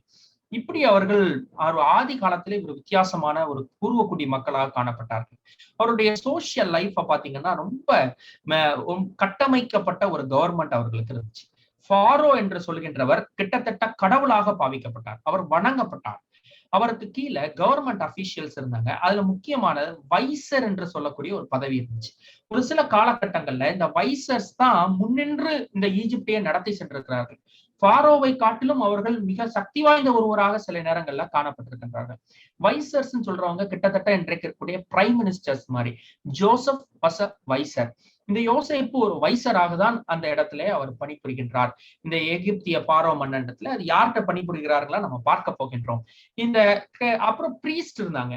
கிட்டத்தட்ட நீங்க பாத்தீங்கன்னா இந்த ஃபாரோ வந்து he was also a priest. அவரும் ஒரு பிரீஸ்டா தான் இருப்பார். அவர் தான் ஹை பிரீஸ்டாக இருப்பார். இந்த ஃபாரோ ஹை பிரீஸ்டாக இருக்கின்ற இந்த கலாச்சாரத்திற்கு நேர் எதிர்மாறானதுதான் இந்த இஸ்ரேலிய கலாச்சாரமாக காணப்படும். இஸ்ரேல்ல ஹை பிரீஸ்ட் ராஜாவாக இருக்க மாட்டார். இஸ்ரேல்ல பொறுத்த வரைக்கும் ராஜாவாக யார் இருப்பார்னா அது வேற ஒருத்தர் இருப்பாரு. ஹை பிரீஸ்ட் அவரையும் கண்ட்ரோல் பண்ணக்கூடிய தேவனுடைய வார்த்தையை கொண்டு வருகின்ற ஒருவராக காணப்படுவார். இதுல நீங்க நல்லா பாத்தீங்கன்னா சாமுவேல் வரைக்கும் கிட்டத்தட்ட அந்த ராஜாங்கம் ஒரு ஹை பிரீஸ்ட் பிளஸ் கிங் மாதிரி தான் சாமுவேல் வந்து. சாமுவேல் சொன்னா ஊரே கேட்கும். அதே நேரத்துல எந்த பிரச்சனைனாலும் சாமுவேல் தீர்த்தும் வைப்பார். ஆனா அவர் தான் ஹை பிரீஸ்ட். கிட்டத்தட்ட சாமுவேல் வரைக்கும் ஒரு ஃபாரோ மாதிரி தான் அந்த ஸ்டைல் வந்து போகும். He is the high priest, he is the representative of the entire population of Israel. அப்படிதான் போயிட்டு இருக்கும். ஆனா ஒரு காலகட்டம் வர்ற வரைக்கும் அந்த அந்த அந்த சம்பவங்கள் அப்படி இருந்தாலும் அதற்கப்புறம் மக்களுடைய கோரிக்கை அடிப்படையில ஆண்டவரே அவர்களுக்கு ஒரு வேறு விதமான அவர்களுடைய ஒரு ரெப்ரசன்டேட்டிவா ஒரு நான் பிரீஸ்ட் கிங் அவர் கொடுக்கறத நமக்கு பார்க்க முடியும். ஆனா இந்த ஃபாரோஸை பொறுத்த வரைக்கும் அவர்கள் தான் ஹை பிரீஸ்டா இருப்பாங்க. அப்புறம் ஒரு குரூப் ஆஃப் பீப்புள் இருப்பாங்க, அவங்களுக்கு கொஞ்சம் பவர் இருக்கும், அவங்க பேரு சோல்ஜர்ஸ். அடுத்த ஒரு குரூப் இருந்தாங்க ஸ்கிரைப்ஸ். அந்த ஸ்கிரைப்ஸ் வந்து அவங்கதான் கிட்டத்தட்ட டீச்சர்ஸ் மாதிரி. அப்புறம் அந்த பிரமிட்ஸ்ல எல்லாம் எழுதி வைக்கிறவங்க, அந்த தகவல்களை அவர்கள் அடுத்த சந்ததிக்கு கொண்டு போனவர்கள். அப்புறம் ஒரு குரூப் இருந்தாங்க, அவங்க எல்லாம் வந்து ட்ரேடர்ஸ், மெர்ச்சன்ட்ஸ் ஆக இருந்தாங்க. இன்னொரு குரூப் இருந்தாங்க கிராஃப்ட்மென், சிற்ப ஆசிரியர்கள். அப்புறம் வந்து கலைநுட்ப திறம் கொண்டவர்கள். அவங்க நிறைய ஆர்கிடெக்சரல் பில்டிங்ஸ் வந்து பயங்கரமா கட்டியிருக்காங்க. இன்னைக்கு வரைக்கும் நீங்க பாத்தீங்கன்னா அந்த பிரமிட்ஸ் எல்லாம் ஒரு சிம்ம சொப்பனமாக திகழக்கூடிய ஒரு விஷயம். அப்போ அந்த மாதிரி ஒரு கிராஃப்ட்ல அதிகமான அந்த மக்கள் அதெல்லாம் அவங்க செஞ்சிருக்காங்க. அப்புறம் இன்னொரு ஒரு பகுதி இருந்துச்சு அக்ரிகல்ச்சரல் ஒர்க்கர்ஸ், அதான் பீசன்ஸ் சொல்றோம். இந்த அக்ரிகல்ச்சரல் ஒர்க்கர்ஸ் அவர்களுக்கு தாழ்நிலையிலே மிக குறைவாக தரக்குறைவாக அவர்கள் மதித்த ஒரு கூட்டம். அப்புறம் இவர்கள் கால்நடைகளை பராமரிக்கிறவர்களும் இதுல வருவாங்க. ஆனா கால்நடையை அவர்கள் வந்து தெய்வமாக வணங்குறாங்க. அவர்களுக்கு மாடு போன்ற தெய்வம் இருந்துச்சு, ஹத்தோர் என்று சொல்லக்கூடிய ஒரு தெய்வம், அப்பிஸ் என்று சொல்லக்கூடிய ஒரு புல்காட் இருந்துச்சு. ஆனா அவர்கள் அதை பராமரிக்கக்கூடிய மக்களை மிக தரவாக அவர்கள் நடந்தாங்க. அடுத்து ஒரு கூட்டம் இருந்துச்சு, அவங்க ஸ்லேவ்ஸ். அவர்களுக்கு எந்த உரிமையும் கிடையாது. அவர்கள் எல்லாரும் அவர்கள் இந்த எகிப்தியர்களுடைய ஒரு ஒரு ஏவல் வேலை செய்கின்ற மக்களாக இருந்தார்கள். ஒரு காலகட்டத்துல இந்த இஸ்ரவேலர்களும் அப்படிதான் மாறி போனார்கள். அதற்கான தேவை என்னங்கிறத நம்ம பார்க்க போறோம். இந்த ஏன்ஷியன்ட் கிங்டம் டைம் லைனை நீங்க இந்த ஃபுல்லா இந்த இன்னைக்கு முடிக்கிற வரைக்கும் உங்களுக்கு ஏன் இப்படி இந்த ஹிஸ்டரியை நம்ம படிக்கிறோம் தான் தோணும். முடிக்கும் பொழுதுதான் அதனுடைய சாராம்சம் உங்களுக்கு புரிய வரும். ஏன்னா இதை வைத்துதான் இந்த யாத்ராகம புத்தகத்தினுடைய ஜிஸ்டையே நம்ம புரிஞ்சு கொள்ள போகின்றோம், ஏன் இப்படி நடக்கணும்னு சொல்லி. இந்த கிங்டம் நீங்க பாத்தீங்கன்னா இந்த மனித்தோ பிரிக்கிறதுல ஒரு ப்ரீ டைனஸ்டிக் பீரியட்னு சொல்றாரு. அதாவது நம்மளால அது ஏன் எப்போ நடந்துச்சு, அதனுடைய ராஜாக்கள் யாருன்னு நம்மளால சொல்ல முடியாது. Old kingdom, middle kingdom and new kingdom என்று 3 கிங்டமா பிரிக்கிறார். இந்த ஓல்டு கிங்டம்க்கும் இந்த மிடில் கிங்டம்க்கும் இடையில ஃபர்ஸ்ட் இன்டர்மீடியேட் பீரியட் ஒரு பீரியட் சொல்றாரு. இந்த Kings period first intermediate period இருக்கு பாருங்க. அடுத்தது இந்த மிடில் கிங்டம்க்கும் நியூ கிங்டம்க்கும் இடையில ஒரு செகண்ட் இன்டர்மீடியேட் பீரியட் வந்துருது. அடுத்த ஒரு இன்டர்மீடியேட் பீரியட் உருவாகாம இருந்திருக்கணும், ஆனா இல்ல. அதுக்கப்புறம் ஒரு தேர்ட் இன்டர்மீடியேட் பீரியட் வருது. ஆனா அதை பத்தி நம்ம படிக்க போறது இல்ல. நம்ம இந்த நியூ கிங்டம் பீரியட் வரைக்கும் தான் இந்த எக்ஸோடஸ்ல படிக்க போறோம். அதுக்கப்புறம் அவர்கள் கிரீக்கோ ரோமன் எம்பரர் வரும் பொழுதுதான் கடைசி ஃபாரோ கைப்பற்றப்படுகின்றார். கடைசி Pharaoh was a lady, Cleopatra என்று சொல்லக்கூடிய லேடி. அந்த கிளியோபட்ரான்னு சொல்லக்கூடிய ஒரு லேடி ஃபாரோ, ஒரு ஹாஃப் ஃபாரோ தான் அந்த லேடி வந்து. அந்த ஹாஃப் ஃபாரோவுடைய கையில இருந்து இந்த ஈஜிப்டோட நேஷனை வாங்கினதுக்கு அப்புறம் இந்த ஃபாரோ டைனாஸ்டி ஃபுல்லாமே அழிந்து போகிறது. அதுக்கப்புறம் வரக்கூடிய கிங்டம்ஸ் வித்தியாசமாக வேறு விதமாக சொல்லப்படுகின்றது. அவர்களுடைய இந்த ஃபாரோ டைனாஸ்டிக்கு அதுதான் end. Cleopatra is the end. இந்த ஸ்டார்ட் பண்றது யார் அப்படின்னு பாத்தீங்கன்னா நார்மர் என்று சொல்லக்கூடிய ஒரு ராஜா, இல்லைன்னா அவருக்கு வந்து மெனேஸ் என்று பல பெயர்கள்ல அழைக்கக்கூடிய ஒரு ராஜா இருக்கின்றார். அவர் தான் அதை ஸ்டார்ட் பண்றாரு. இந்த ஸ்டார்ட் பண்ணி இதை அவர்கள் பிரித்து நார்த்தன் டைனஸ்டி, அத சதர்ன் டைனஸ்டி, அதாவது அப்பர் ஈஜிப்ட், லோவர் ஈஜிப்ட் என்று இரண்டாக அவர்கள் பிரித்து பார்க்கின்றார்கள். இந்த அப்பர் ஈஜிப்ட் என்று சொல்லப்படுகின்றது சதர்ன் டைனஸ்டி, லோவர் ஈஜிப்ட் என்று சொல்லப்படுகின்றது நார்தன் டைனஸ்டி. இதுல ஏன் நம்ம இதை பத்தி படிக்கணும், இந்த கிங்டம் பத்தி நமக்கு தெரிஞ்சுக்க வேண்டியது என்ன அப்படின்னா, ஒரு முக்கியமானது இவர்கள் கிங்டம் பீரியட்னு சொல்லக்கூடியதுல இந்த ஈஜிப்ட் முழுக்க ஒரு ராஜாவால ஆட்சி செய்யப்பட்டிருக்கும். இன்டர்மீடியட் பீரியட்னு சொல்றதுல மோர் தென் ஒன் கிங்ஸ் இருப்பாங்க. அதாவது இந்த எகிப்தினுடைய மொத்த சாம்ராஜ்யமும் பல ராஜாக்களால் ஆட்சி செய்யப்பட்டிருக்கும். அப்போ ஒவ்வொரு ஓல்டு கிங்டம், மிடில் கிங்டம் இடையில ஒரு இன்டர்மீடியட் பீரியட் இருக்கும். இந்த மிடில் கிங்டம், நியூ கிங்டம் இடையில இன்னொரு இன்டர்மீடியட் பீரியட் இருக்கும். ஏன் இந்த இன்டர்மீடியட் பீரியட் வருதுன்னா, அப்பந்தான் அந்த ராஜாக்கள் சண்டை போட்டு ஸ்பிளிட் பண்ணி தனித்தனியாக ஒவ்வொரு லோக்கல் கிங்டம் உருவாக ஆரம்பிக்கின்றது. அதற்கு அப்படி வந்தால்தான் யோசேப்பே உள்ள என்ட்ரா இருக்க முடியும். அதான் நம்ம பார்க்க போறோம். ஏன் இந்த மாதிரி ஒரு சம்பவம் நடக்குன்னா, ஆண்டவர் ஒவ்வொன்றையும் அவர் ஒரு ஸ்கெட்ச் பண்ணி சின்ன சின்னதாக ஒவ்வொரு செங்கலாக செதுக்கி அவர் இதை உருவாக்கி இருப்பார். நீங்க அதை படிச்சு பாத்தீங்கன்னா கடைசியில ஒரு பிரமிப்பாக இருக்கும். ஓல்டு கிங்டம் பீரியட்ல மிக வல்லமையாக அவர்கள் முழுமதியாக அவர்கள் ஆட்சி செய்து கொண்டிருக்கின்றார்கள். இந்த நார்மர் என்று சொல்லக்கூடிய ராஜா இதை உருவாக்குகின்றார். அதை இருக்கக்கூடிய 32 கிங்டம் அந்த ப்ரீ டைனஸ்டிக் பீரியட்ல அதெல்லாம் யுனைட் பண்ணி ஒரே கிங்டமாக அவர் உருவாக்கி அவர் ஆட்சி செய்ய ஆரம்பிக்கின்றார். அத அவர் மெம்பிஸ் என்று சொல்லக்கூடிய அந்த பட்டணம், நம்ம ஏற்கனவே பார்த்தோமே, அந்த மெம்பிஸ்க்கு கொண்டு போய் அந்த பட்டணத்தை உருவாக்கி அவர் அதை தலைநகராக வைத்து அதை ஆட்சி செய்து கொண்டிருக்கின்றார். அப்படி செய்து கொண்டிருக்கின்ற அவர் சில கழித்து அவருடைய காலத்திற்கு பிற்பாடு நீங்க பாத்தீங்க அப்படின்னு நீங்க பாத்தீங்கன்னா இந்த 2வது டைனஸ்டி ஒன்று உருவாகின்றது. அதுல மொத்தம் 8 ராஜாக்கள் வருகின்றார்கள். இந்த 8 ராஜாக்களுமே இந்த ஒன்றாக ஈஜிப்டை சேர்த்துதான் அவர்கள் ஆட்சி செய்கின்றார்கள். ஆனால் இந்த 8 ராஜாக்களினுடைய காலகட்டத்துலதான் ஏராளமான பிரமிட்ஸ் அவர்கள் கட்டுகின்றார்கள். அதுல குறிப்பாக நம்ம பார்க்கணும் அப்படின்னு சொன்னீங்கன்னா, இன்றைக்கும் இருக்கின்றது கூஃபு என்று சொல்லக்கூடிய ஒரு ராஜாவினுடைய ஒரு ஒரு பிரமிட். அந்த பிரமிட் எல்லாம் கட்டுறாங்க. அதுல ஒரு இமன்ஹோட்டப் என்று சொல்லக்கூடிய, அதாவது IMHOTEP என்று சொல்லக்கூடிய ஒரு வைசர் வருகின்றார். அவர் தான் இந்த பிரமிட்ஸினுடைய ஒரு ஸ்ட்ரக்சரையே ஃபர்ஸ்ட் கொண்டு வந்து ஒரு ஸ்டெப்ஸ் போன்ற ஸ்டெப் டு ஹெவன் மாதிரி ஒரு கட்டடத்தை அவர் காண்பிக்கின்றார். அவர் ரொம்ப மதிக்கப்பட்ட ஒரு மிகப்பெரிய கிட்டத்தட்ட ஹி வாஸ் a physician, ஒரு டாக்டர் மாதிரி ஒருத்தர். அவர் மிக மதிக்கப்பட்ட ஒரு மனிதர். அவர் ஒரு வைசராக, அதாவது ஒரு ராஜாவுக்கு அடுத்த நிலைமையில இருந்த ஒருவர். அவர் தான் ஃபர்ஸ்ட் பிரமிட் அவர் கட்டுறார். அவர் காலகட்டத்திற்கு பிற்பாடு நிறைய பிரமிட்ஸ் எழும்புது. அந்த பிரமிட் எல்லாம் எதை நோக்கமாக கொண்டு எழுதப்பட்டதுன்னா, அவருடைய ரிலீஜன். அந்த ரிலீஜன் என்னன்னா, ரா என்று சொல்லக்கூடிய ஒரு கடவுள், அதான் பிரதானமான கடவுள், சூரிய கடவுள். அந்த கடவுளினுடைய ரேஸ் உலகத்துல படிஞ்சா எப்படி இருக்கும்? மேல ஒரு சூரியன், அந்த சூரியனுடைய 1 பாயிண்ட்ல இருந்து ஒரு என்டையர் ஏரியாவை கவர் பண்ற மாதிரி ரேஸ ஸ்ப்ரெட் பண்ணுது. அந்த ஷேப் தான் இந்த பிரமிடுக்கு அவர்கள் கொடுத்திருந்தார்கள். இந்த கூஃபு என்கின்ற இந்த ராஜா, காஃப்ரே என்று சொல்லக்கூடிய ராஜா, மெனேக்யூர் என்று சொல்லக்கூடிய ராஜா, இவர்கள் எல்லாம் என்ன பண்ணாங்க? பிரமிட்ஸ கட்டுனாங்க. இந்த பிரமிட்ஸ் எல்லாம் கட்டினதற்கு பிற்பாடு அவர்கள் தங்களையே அந்த ரா என்ற கடவுளுடைய பையனாக பிரகடனப்படுத்தி கொண்டார்கள். அவர்கள் தங்களை கடவுள் என்று பாவித்துக் கொண்டார்கள்.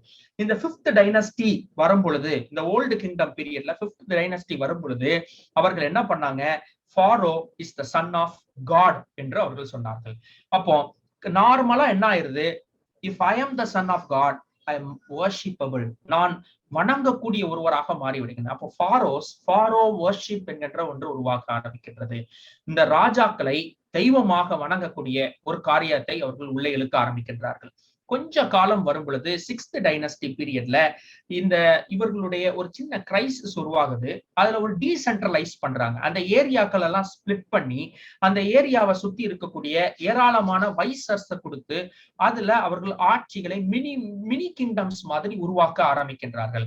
அப்படி உருவாக ஆரம்பிக்கும் பொழுதுதான் அவர்களுக்கு இந்த இன்டர்மீடியேட் பீரியடை நோக்கி அவர்கள் தள்ளப்படுகின்றார்கள். அதாவது சின்ன சின்ன ராஜ்யங்களாக பிரித்து அங்க லோக்கல் கிங்டம்ஸ் எல்லாம் ஆரம்பமாகின்றது. அதுல முக்கியமான மன்னராக குறிப்பிடப்படுகின்ற மெனுஹோட்டப் என்று சொல்லக்கூடிய ஒரு மன்னன். இந்த மெனுஹோட்டப் 1, மெனுஹோட்டப் 2 இவர்கள் எல்லாம் ஆட்சி செய்ய ஆரம்பிக்கின்றார்கள். மெனுஹோட்டப் 3 என்று சொல்லக்கூடிய ஒரு சில ராஜாக்கள், இவங்கெல்லாம் பெரிய பெரிய பிரமிட்ஸ் எல்லாம் கிஸ்ஸா என்கின்ற பட்டணத்துல கட்ட ஆரம்பிக்கின்றார்கள். 12th டைனஸ்டி வரும் பொழுது என்ன ஆகுது அப்படின்னு நீங்க பாத்தீங்கன்னா, அங்கே அமனம்ஹெட் என்று சொல்லக்கூடிய ஒரு ராஜா, அமனம்ஹெட் 1 என்று சொல்லக்கூடிய ஒரு ராஜா வருகின்றார். அவர் என்ன பண்றாரு? இந்த நுபியன்ஸ் என்று சொல்லக்கூடிய இந்த எத்தியோப்பியர்களை அவர் இணைத்து அவர்களை பிடித்து அவர்களை ஈஜிப்டோட சேர்த்து இணைக்கின்றார்.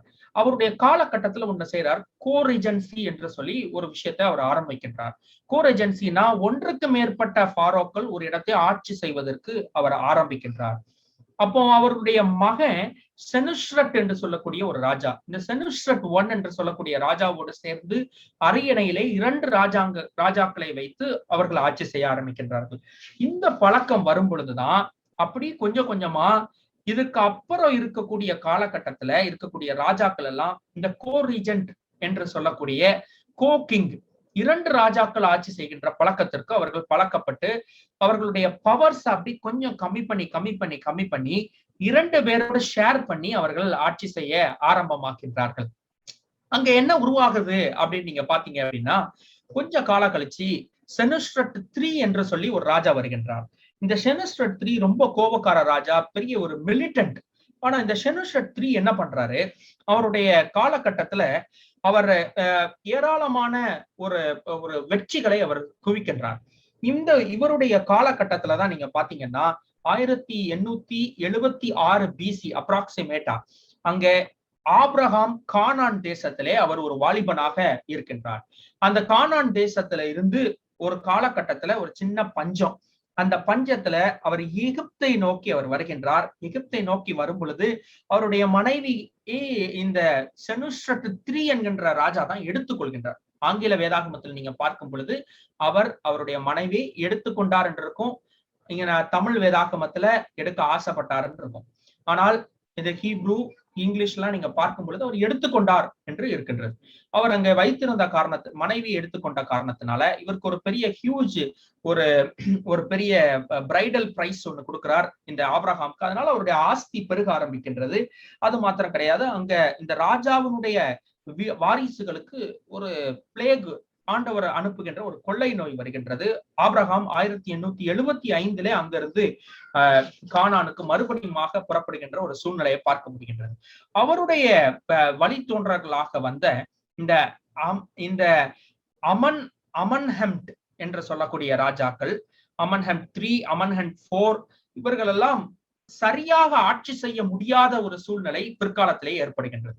அப்படி வருகின்றதுனால ஒரு செகண்ட் இன்டர்மீடியேட் பீரியட் உருவாகுது. இந்த செகண்ட் இன்டர்மீடியேட் பீரியட்ல மறுபடியும் ராஜ்யங்கள் துண்டு துண்டாக பகுக்கப்படுகின்றது. இந்த மெனித்தோ என்கின்ற ஆராய்ச்சியாளர் என்ன சொல்றாருன்னா 6 துண்டுகளாக எகிப்து பிரிக்கப்பட்டதுங்காரு. ஆனா லேட்டஸ்ட் எவிடன்சஸ், ஆர்கியாலஜிக்கல் ஸ்டடிஸ் 10 பீசஸாக பிரிக்கப்பட்டது என்று சொல்லுகின்றார்கள். இந்த 10 பீஸாக பிரிந்திருக்கக்கூடிய எஜிப்தியன் கிங்டம்ல குறிப்பிடப்படக்கூடிய ராஜாக்களாக ஒரு கூட்ட மக்கள் உருவாகிறார்கள். அவர்களுக்கு பேர் தான் ஹிக்ஸோஸ் என்று சொல்லக்கூடிய ஒரு டைப் ஆஃப் ஃபாரோஸ். இந்த ஹிக்ஸோஸ் என்று சொல்லக்கூடிய ஃபாரோஸ் டெசர்ட் பிரின்ஸ் என்று சொல்லக்கூடிய ஒரு கூட்டத்தை சேர்ந்தவர்கள். இவர்கள் எகிப்தியர்கள் கிடையாது. அப்ப இந்த எகிப்தியர்கள் இல்லாத இந்த ராஜாக்கள் அரியணையை ஏறி அமரும் பொழுது அவர்கள் இந்த பக்கத்துல இருக்கக்கூடிய டெசர்ட்ல வாழ்ந்து கொண்டிருந்த மக்கள் கொஞ்சம் ஃபர்ஸ்ட் ஒரு பீஸ் ட்ரீட்டிஸ் மூலமாக இந்த ஈஜிப்டோட உள்ள வராங்க. அப்புறம் இந்த ஈஜிப்தியன் நேஷன் அவர்கள் என்ன பண்றாங்க, பிடித்து கொண்டு அவர்கள் ஃபாரோக்களாக அவர்கள் மாற்றம் பெறுகின்றார்கள். ஏன் இந்த ஏரியா சின்ன சின்ன துண்டுகளாக அது மாறிவிட்டது. இப்ப சின்ன சின்ன துண்டுகளாக மாற்றம் பெற்ற இந்த ஏரியாக்கள்ல லோக்கல் கிங்ஸ்ல ஒரு கூட்ட கிங்ஸ் தான் இந்த ஹிக்ஸோஸ் சொல்லக்கூடிய இந்த குரூப் ஆஃப் பீப்புள். இவர்கள் ஒரு செமெட்டிக் ட்ரேடை சேர்ந்தவர்கள். செமெட்டிக்னா நீங்க பாத்தீங்கன்னா இவர்கள் எல்லாம் இந்த காம் சந்ததியினர், அதாவது நோவாவினுடைய பிள்ளைங்க 3 பேரு, அதுல சேம், காம், யாபேத் என்று சொல்லக்கூடிய இந்த யாபேத் என்பவர்கள் அவர்கள் மேல போனவங்க. அவர்கள் யூரோப்பியன் நேஷன்ஸ்ல இருக்கிறாங்க. அவர்களை பத்தியே நம்ம இப்போ இந்த சரித்திரத்துல நம்ம பேச போறது இல்லை. ஷெமைட்ஸ் என்று சொல்லக்கூடியவர்கள் அவர்கள் மத்திய தரைக்கடல் பகுதியை ஆக்குப்பை செய்து வாழ்ந்து கொண்டிருந்த மக்கள். ஆனால் இந்த காமனுடைய புத்திரர்கள் இவர்கள் தான் இந்த ஆப்பிரிக்கன் நேஷன்ஸ்ல வாழ்ந்து கொண்டிருந்த இந்த ஈஜிப்தியன்ஸ் ஒரு டைப் ஆஃப் காம் கீழே வரக்கூடிய மக்கள். ஆனா இந்த ஹிக்ஸோஸ்ன்னு சொல்லக்கூடிய பீப்புள் அவர்கள் ஒரு ஷெமைட் குரூப்பை சேர்ந்தவர்கள். அவர்கள் டெசர்ட்ல வாழ்ந்து கொண்டவர்கள். டெசர்ட் பிரின்ஸ் என்று அடைமொழியில அழைக்கப்பட்ட மக்கள். அவங்க என்ன பண்றாங்க, இந்த செகண்ட் இன்டர்மீடியட் பீரியட்ல ஒரு பகுதி ஆக்குப்பை பண்ணி அவர்கள் ஒரு ஈஜிப்தியன் ஃபாரோவாக தங்களை அவர்கள் பிரகடனப்படுத்தி கொண்டு அவர்கள் வாழ ஆரம்பிக்கின்றார்கள். இது எப்போ நடக்குது அப்படின்னு நீங்க பாத்தீங்கன்னா 1720 பிசி வரும் பொழுது அவர்கள் ரொம்ப ஸ்ட்ராங் ஆகி ஒரு ஏரியாவை ஆக்குப்பை பண்ணி அவர்கள் ஆரம்பிக்கின்றார்கள். 1683 பிசி வரும் பொழுதுதான் யோசேப்புக்கும் அவர்களுடைய சகோதரர்களுக்கும் ஒரு சின்ன சண்டை உருவாக ஆரம்பிக்குது. அவர்கள் ஒரு அரபியர் வித்து போடுகிறார்கள். அவன் இந்த ஃபாரோனுடைய பிரதிநிதியாக போத்திபார் இடத்துல கொண்டு வந்து விடுகின்றான். 10 வருடம் அங்க அவர் கிட்டத்தட்ட இருந்திருப்பார் என்று சொல்லுகிறார்கள். அவர் வீட்டுல வேலை செய்த பிறகு அவருடைய மனைவி நாள் குற்றம் சாட்டப்பட்டு 1672 பிசி போல சரித்திர ஆய்வுகளின்படி அவர் அங்கே பிரிசனுக்கு போகிறார். பிற்பாடு நீங்கள் பார்த்தீர்கள் என்றால் நமக்கு நடந்த சம்பவங்கள் ஆதியாகமத்திலே நாம் கதையாக படித்திருப்போம். அவர் அந்த ஃபாரோனுடைய ஒரு வைசராக மாறுகின்றார். ஒரு ஒரு கிட்டத்தட்ட ஒரு ஒரு ராஜாவினுடைய அடுத்த ஸ்தானத்திலே அவர் வந்து உட்கார ஆரம்பிக்கிறார். நான் ஏன் சொல்றேன்னா, ஃபாரோவை நெருங்கவே முடியாது. அவ்வளவு அந்த ஓல்டு கிங்டம் பீரியட்ல Pharaoh is recorded as a god. ஆனா இந்த அமன்ஹோட்டப்ங்கிற மன்னன் கொண்டு வந்த அந்த தீர்மானத்தின் மூலமாக கோரிஜென்சி உருவாச்சு. ஒன்றுக்கு மேற்பட்ட ஃபாரோக்களை உள்ள கொண்டு வந்தாங்க. அப்புறம் அந்த அந்த நேஷன்ஸ் ஸ்பிளிட் ஆச்சு, மறுபடி சேர்ந்துச்சு, மறுபடி நேஷன் எல்லாம் ஸ்பிளிட் ஆச்சு. இப்போ ஈஜிப்ட்ல இல்லாத ஒருத்தர் ராஜாவாக உட்கார்ந்து இருக்கிறார் ஒரு கூட்ட மக்களுக்கு, ஒரு ஏரியாக்கு. அங்க ஈஜிப்ட்ல இல்லாத வேறு ஒரு செமட்டிக் ட்ரேட்ல இருந்து வந்த ஒரு மனிதனை வைசராக மாற்றுகின்றார்கள். இப்ப நீங்க பாத்தீங்கன்னா கிட்டத்தட்ட ப்ரூஸ் கோர் என்று சொல்லக்கூடிய ஒரு ஹிஸ்டாரியன் சொல்றாரு, இந்த ஈஜிப்தியன் கிங் ஹிக்ஸோஸ் என்று சொல்லக்கூடிய இந்த ஈஜிப்தியன் கிங்ஸ் இந்த ஜோசப்ப அவருடைய வைசராக மாற்றினதற்கு ஒரு முக்கிய காரணம் என்னவென்று நம்ம பார்த்தோம்னா, இந்த அவர் ஒரு செமிட்டிக் ட்ரேட்ல இருந்ததாக தான் இருந்திருக்க கூடும். ஏன்னா அவர் ஒரு ஈஜிப்தியனை காட்டிலும் தன்னுடைய ரேஸ்ல கிட்டத்தட்ட வரக்கூடிய ஒருவரை அவர் நம்பி இருப்பார் என்று அவர் சொல்லுகின்றார். அது என்னவாக இருந்தாலும் என்ன நடக்குது, இவர் ஒரு வைசராக மாறுகின்றார். இந்த காலகட்டத்திற்கு பிற்பாடு இந்த ஹிக்ஸோஸ் பீரியட்ல கோஷன் என்கின்ற ஒரு ரீஜன்ல ராம்சேஸ் என்கின்ற ஒரு நாட்டுல இவர்களை குடியமர்த்துகின்றார் இந்த யோசேப்பு. 130 வருடங்கள் யாக்கோபு வாழ்ந்து அங்கு இறந்து போகின்றார். அதற்கு பிற்பாடு ஒரு 17 வருடம் யோசேப்பு அங்கே இருக்கின்றார். 1646 பிசில அவர் இறந்து போனார் என்று நாம் கணிக்கின்றோம். அவர் இறந்ததுக்கு பிற்பாடு அவரை அந்த எகிப்திய பாரம்பரிய முறையின்படி மம்மிஃபிகேஷன் பண்ணி அவரை வந்து என்ன பண்ணிருப்பாங்க, அவரை புதைக்கின்றார்கள். பிற்பாடு இந்த மக்கள் அதை இந்த இடிபாடுகளுக்கு மத்தியில் இருந்து அவரை தோண்டி எடுத்துக்கொண்டு அவருடைய எலும்புகளை வெளியே கொண்டு வருகின்றார்கள். 16வது டைனஸ்டி வரும் பொழுது இந்த ஹிக்ஸோஸ் பீப்புள் கொஞ்சம் டிக்ளைன் ஆக ஆரம்பிக்கிறாங்க. 17th டைனஸ்டில அவர்கள் திப்ஸ் என்று சொல்லக்கூடிய அந்த நுபியன் டெசர்ட் பக்கத்துல இருக்கக்கூடிய பட்டணத்தை கைவிட வேண்டிய சூழ்நிலை வருகின்றது. காரணம், இந்த மத்த ஈஜிப்தியன் கிங்ஸ் எல்லாம் வேறு ஒரு, நீங்க நல்லா யோசித்து பாருங்க, ஈஜிப்ட்ல அப்ப இருக்கக்கூடிய பீப்புள் என்ன நினைச்சிருப்பாங்க, நம்ம இடத்துல நம்ம ஆளை ஒருத்த ஆட்சி செய்யாம வேற ஒருத்தன் ஆட்சி செய்யறான், நம்ம மக்களை அவன் அடிமையாக வைத்திருக்கிறான், அவன் சொன்னா நம்ம மக்கள் கேட்கிறாங்க, அப்ப இந்த இடத்த எப்படியாவது பிடிச்சே ஆகணும், நம்ம ஆளு ஒருத்தனை அங்க ஆட்சியில வைக்கணும் அப்படிங்கிற ஒரு எண்ணம் அங்கே தோன்றி இருக்கும். அந்த மாதிரி ஒரு சூழ்நிலை வரும் பொழுதுதான் ஒரு மிகப்பெரிய ஒரு போர் நடக்கின்றது. அதுல சக்வினேர் என்று சொல்லக்கூடிய ஒரு ராஜாவும் அவருடைய மகனாகிய காமோஸ் என்று சொல்லக்கூடிய ஒரு ராஜாவும் இந்த மிகப்பெரிய போர்ல அவர்கள் பலியாகின்றார்கள். இந்த பலியாகி அவர்களுடைய மகனாகிய அஹ்மோஸ் என்று சொல்லக்கூடிய ஒரு ராஜா, அஹ்மோஸ் I என்று சொல்லக்கூடிய ஒரு ராஜா இந்த இடத்தை கைப்பற்றுகின்றார். இந்த இடத்தை அவர் கைப்பற்றினதற்கு பிற்பாடு இந்த மக்களை அவர் வெளியேற்றுகின்றார். அவர் மெம்பிஸ் என்கின்ற பட்டணத்திற்கு இந்த கோஷன்ல இருந்து இவர்களை தள்ளுகின்றார். ஏன்னா இப்போ இவர்கள் என்னெல்லாம் ஸ்டெப் எடுக்கிறாங்க அப்படின்னு பாத்தீங்கன்னா, எந்த காரணத்தை கொண்டும் இந்த ஈஜிப்தியன்ஸ் தவிர மத்த யாரும் உள்ள இருக்கக்கூடாது. அவர்கள் நுபியால இருந்து வரக்கூடிய மக்களுக்கு ஒரு செக் பாயிண்ட் வைக்கிறாங்க. ஃபர்ஸ்ட் இந்த அஹ்மோஸ்னுடைய தலைமையில இப்பதான் நியூ கிங்டம் பீரியட் ஸ்டார்ட் ஆகுது. அப்ப இந்த நியூ கிங்டம் பீரியட் ஸ்டார்ட் ஆகும் பொழுது அவர்கள் ஏனைய தேசத்திலிருந்து வரக்கூடிய மக்கள் அவ்வளவரையும் தவிர்த்து இந்த ஈஜிப்ட்ல இருக்கக்கூடிய மக்களுடைய வாழ்வாதாரத்தை உயர்த்துவதற்காக இந்த அஹ்மோஸ் I என்ற மன்னன் அங்கே அவர் வேலையை ஆரம்பிக்கின்றான். ஹிக்ஸோஸ் பீப்புளை முழுமையாக அந்த ஹிக்ஸோஸ் கிங்ஸ் அவ்வளவரையும் வெளியே தள்ளுறான். ஹிக்ஸோஸ் டைனஸ்டியில இருந்த ஹிக்ஸோஸ் பீப்புள் அவ்வளவரையும் வெளியே தள்ளுறான். அவர்களை பற்றி அதிகமாக தரவுகள் இல்லை என்றாலும் அவர்கள் ஒரு குறிப்பிடத்தக்க முக்கியமானவர்கள். அந்த ஹிக்ஸோஸ் பீரியட்ல பாத்தீங்கன்னா ஒரு பிரமிடு கூட கட்டியிருக்க மாட்டாங்க. அந்த பிரமிடுகள் கட்டாத ஒன்று இதற்கு ஒரு சரித்திர சான்று என்னன்னா, ஈஜிப்தியன்ஸ்னா பிரமிடை கட்டி வச்சிருப்பாங்க எல்லா பக்கமும். ஆனா இந்த ஹிக்ஸோஸுக்கான நம்பிக்கையே வேற இருந்துச்சு, மத நம்பிக்கையே வேற இருந்துச்சு. இந்த ஈஜிப்தியன் கிங்ஸ் அவர்களுடைய வழிபாட்டுகள் இது இந்த அதோட சேர்ந்துதான் இந்த ஆஃப்டர் லைஃப் உடைய கான்செப்ட், மம்மிஃபிகேஷன் எல்லாம் இணைக்கப்பட்ட ஒன்று. ஆனால் இந்த ஹிக்ஸோஸ் சொல்லக்கூடிய இந்த குரூப் ஆஃப் பீப்புளுக்கு அது கிடையாது. அதனால அவர்கள் இந்த பிரமிட்ஸ் கட்டுவதெல்லாம் விட்டுட்டாங்க.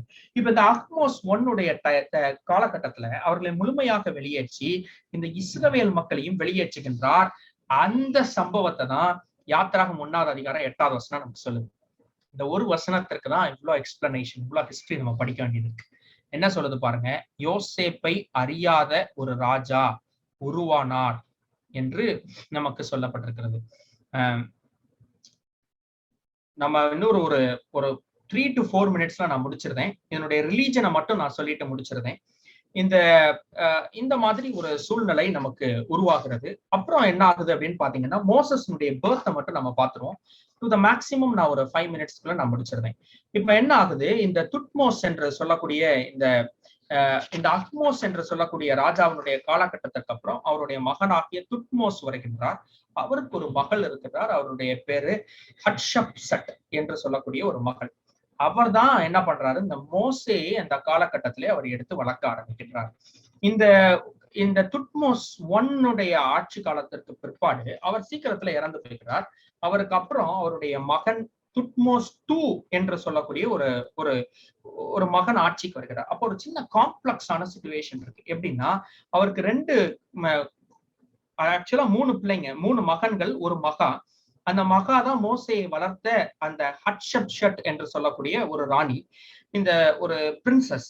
இந்த இந்த 2 மூத்த மகன்களும் இறந்து போகிறார்கள். இந்த ராஜாவுடைய துட்மோஸ் 1 இறக்குறதுக்கு முன்பதாகவே அவர்கள் இறந்து போய்விடுகிறார்கள். அப்போ கடைசியாக டீனேஜ்ல இருக்கக்கூடிய அந்த மகனை அரியணை ஏற்ற வேண்டும் என்றால் அவர்கள் ஒரு ட்ரீட்டிஸ் பண்றாங்க. என்ன பண்றாங்க, அவர்கள் இந்த ஹட்ஷப்ஷட் என்று சொல்லக்கூடிய எல்டர் சிஸ்டருக்கு அவர்களுடைய அதாவது சகோதரிகளை திருமணம் முடிப்பது என்பது எகிப்துல காமனா இருந்துச்சு. சகோதரிக்கு திருமணம் செய்து வைத்து விடுகிறார்கள். வைத்து இந்த சகோதரி தான் அந்த டைனஸ்டியை உருவாக்கி கொண்டிருக்கின்றாள். அந்த டைனஸ்டியை வழி நடத்துறதுல மேக்சிமம் கான்சென்ட்ரேஷன் யார் கொடுக்குறா, இந்த இந்த இந்த ஹட்ஷப்ஷட் என்று சொல்லக்கூடிய அவருடைய, ஏன்னா இவன் ஒரு டீனேஜ் பாய், ஒரு சின்ன பையன், அப்படி ஒரு சூழ்நிலை ஏற்படுகின்றது. இப்போ இன்னொரு காலகட்டத்துல இவர் சீக்கிரம் இறந்து போயிருந்தாரு. இவருக்கு 2 பிள்ளைங்க உருவாறாங்க. ஒண்ணு வேற ஒரு ஹரம் கேர்ள், ஒரு லேடிக்கு பிறந்த ஒரு பையன். அவனுக்கு பெயர் ஆக்சுவலா இவர் சாகுறதுக்கு முன்னாடி ரீநேம் பண்றாரு. அந்த பெயர் துட்மோஸ் 3 என்று அவர் வைக்கின்றார். அவனை அரியணை ஏற்ற வேண்டும் என்று அவர் ஆசைப்பட்டு அப்படி வைக்கின்றார். இந்த ஹட்ஷப்ஷட்டுக்கு ஒரு டாட்டர் இருக்கிறாங்க. இப்ப என்ன பண்றாங்க, இந்த வேற வழியே இல்லாம இந்த துட்மோஸ் 3யையும் இந்த ஹட்ஷப்ஷட்டுடைய டாக்டரையும் திருமணம் முடித்து அவர்களே அரியணை ஏற்றுகிறார்கள். ஆனால் அப்படி அரியணை ஏற்றும் பொழுது இந்த மோசையினுடைய வளர்ப்பு தாயாக இருக்கக்கூடிய இந்த ஹட்ஷப்ஷட் தான் அவர் ஒரு ரீஜென்டாக, ஒரு ராணியாக அங்கே இருக்கின்றார். ஆனால் காலப்போக்கில் இந்த துட்மோஸ் 3ஆல ஆட்சி செய்ய முடியல. அப்படி ஆட்சி செய்யும் அவருடைய ஆட்சியை கீழே தள்ளிவிட்டு இந்த ஹட்ஷப்ஷட் என்று சொல்லக்கூடிய மோசையினுடைய அம்மா அரியணையிலே ஒரு ஏபிள் லீடராக, ஒரு நல்ல ஒரு மிலிட்டன்டாக அவர் அந்த ஆட்சியை தொடர ஆரம்பிக்கின்றார். கிட்டத்தட்ட 1487ல இந்த மோசைக்கு 40 வயது ஆகும் பொழுது அங்கே ராஜா இல்ல, கிட்டத்தட்ட பாத்தீங்கன்னா அங்கே ஒரு பொலிட்டிக்கலி ஒரு கான்ஃபிஸ்கேட்டட் சிச்சுவேஷன் இருக்குது. அங்க இருக்கக்கூடிய அந்த ராஜா ஃபாரோ என்று சொல்லக்கூடியது யார் அப்படின்னு பாத்தீங்கன்னா ஒரு பெண், ஹட்ஷப்ஷட் என்று சொல்லக்கூடிய அந்த ஃபாரோ. கிட்டத்தட்ட மோசே அந்த காலகட்டத்துல ஒருவேளை நினைத்திருந்தார் என்றால் அவர் தான் அடுத்த ஃபாரோவாக வந்திருக்கணும், அவர் தான் அடுத்த ராஜாவாக வந்திருக்கணும். துட்மோஸ் 3 ஏற்கனவே இந்த ஹட்ஷப்ஷட்டுக்கு பிடிக்காது, அரியணையில இருந்து கீழே தள்ளி இருக்காங்க.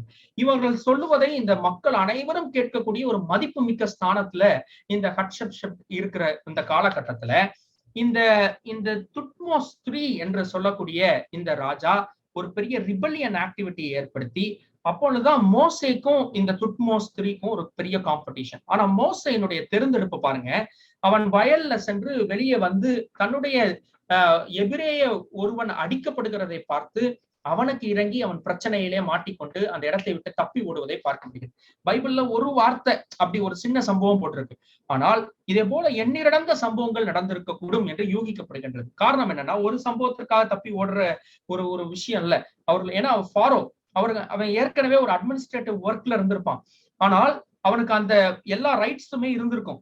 இதை போன்ற சம்பவங்கள் ஏராளமாக மாறி அதுல அவர் துட்மோஸ் 3ல இருந்து தன்னை காப்பாற்றிக் கொள்வதற்காக அவன் வெளியே செல்வதை பார்க்க முடிகின்றது. இந்த துட்மோஸ் 3 அதுக்கு பிறகு இந்த மோசே வெளியே சென்றதுக்கு பிறகு சிறிது காலம் கழித்து அந்த ஹட்ஷப்ஷட் அவனுடைய வளர்ப்பு தாயை கொன்றுவிட்டு அவன் அரியணை ஏறுகின்றான். கிட்டத்தட்ட 1483 பிசியில இருந்து 1450 பிசி வரைக்கும் அவனுடைய ஆட்சி ஏற்படுகின்றது. அந்த காலகட்டத்துல மோசே மீதியானிய மாமாவிடத்திலே அவருடைய மனைவி பிள்ளைகளோடு அவர்கள் அங்கே வாழ்ந்து கொண்டிருக்கின்றார்கள். அப்போ வேறு ஒரு ராஜா வருகிறார். அவர் பேர் தான் அமன்ஹோட்டப் 2. அது 1453 1419 வரும் பொழுது அந்த ராஜா ஆட்சி செய்கின்றார். அந்த காலகட்டத்தில் தான் எக்ஸோடஸ் நடக்குது. அவருக்கு இன்னொரு ஒரு பேர் இருக்கு, ராம்செஸ் II என்று அவர் அழைக்கப்படுகின்றார். இந்த மன்னனுடைய காலகட்டத்துல தான் இந்த இந்த முக்கியமான இந்த சம்பவம், இந்த எக்ஸோடஸ் நடக்கின்றது. இந்த காலகட்டத்துல தான் ஆண்டவர் மோசையை பார்த்து சொல்றாரு, உனக்கு எதிரி எல்லாம் இறந்துட்டாங்க. அது யாருன்னா துட்மோஸ் III. அப்புறம் அந்த அரசியல் குழப்பத்திற்கு காரணமாக இருந்த ஹட்ஷப்ஷட், இந்த 2 பேரை இறந்துட்டாங்க. இனிமே உன்னை அறியாத ஒரு ராஜா மேல இருக்கிறாரு, அவன் அமன்ஹோட்டப். அவனுக்கும் உனக்கும் எந்த பிரச்சனையும் கிடையாது. நீ அங்க போய் நீ அவன்கிட்ட போய் நான் சொல்றதை பேசு என்று சொல்லி ஆண்டவர் அனுப்புகின்றார். இந்த வேதாகமத்தில் எழுதப்பட்ட இது எல்லாம் சரித்திரத்தோடு ஒத்து போகக்கூடிய ஒரு சூழ்நிலையை நமக்கு பார்க்க முடிகின்றது.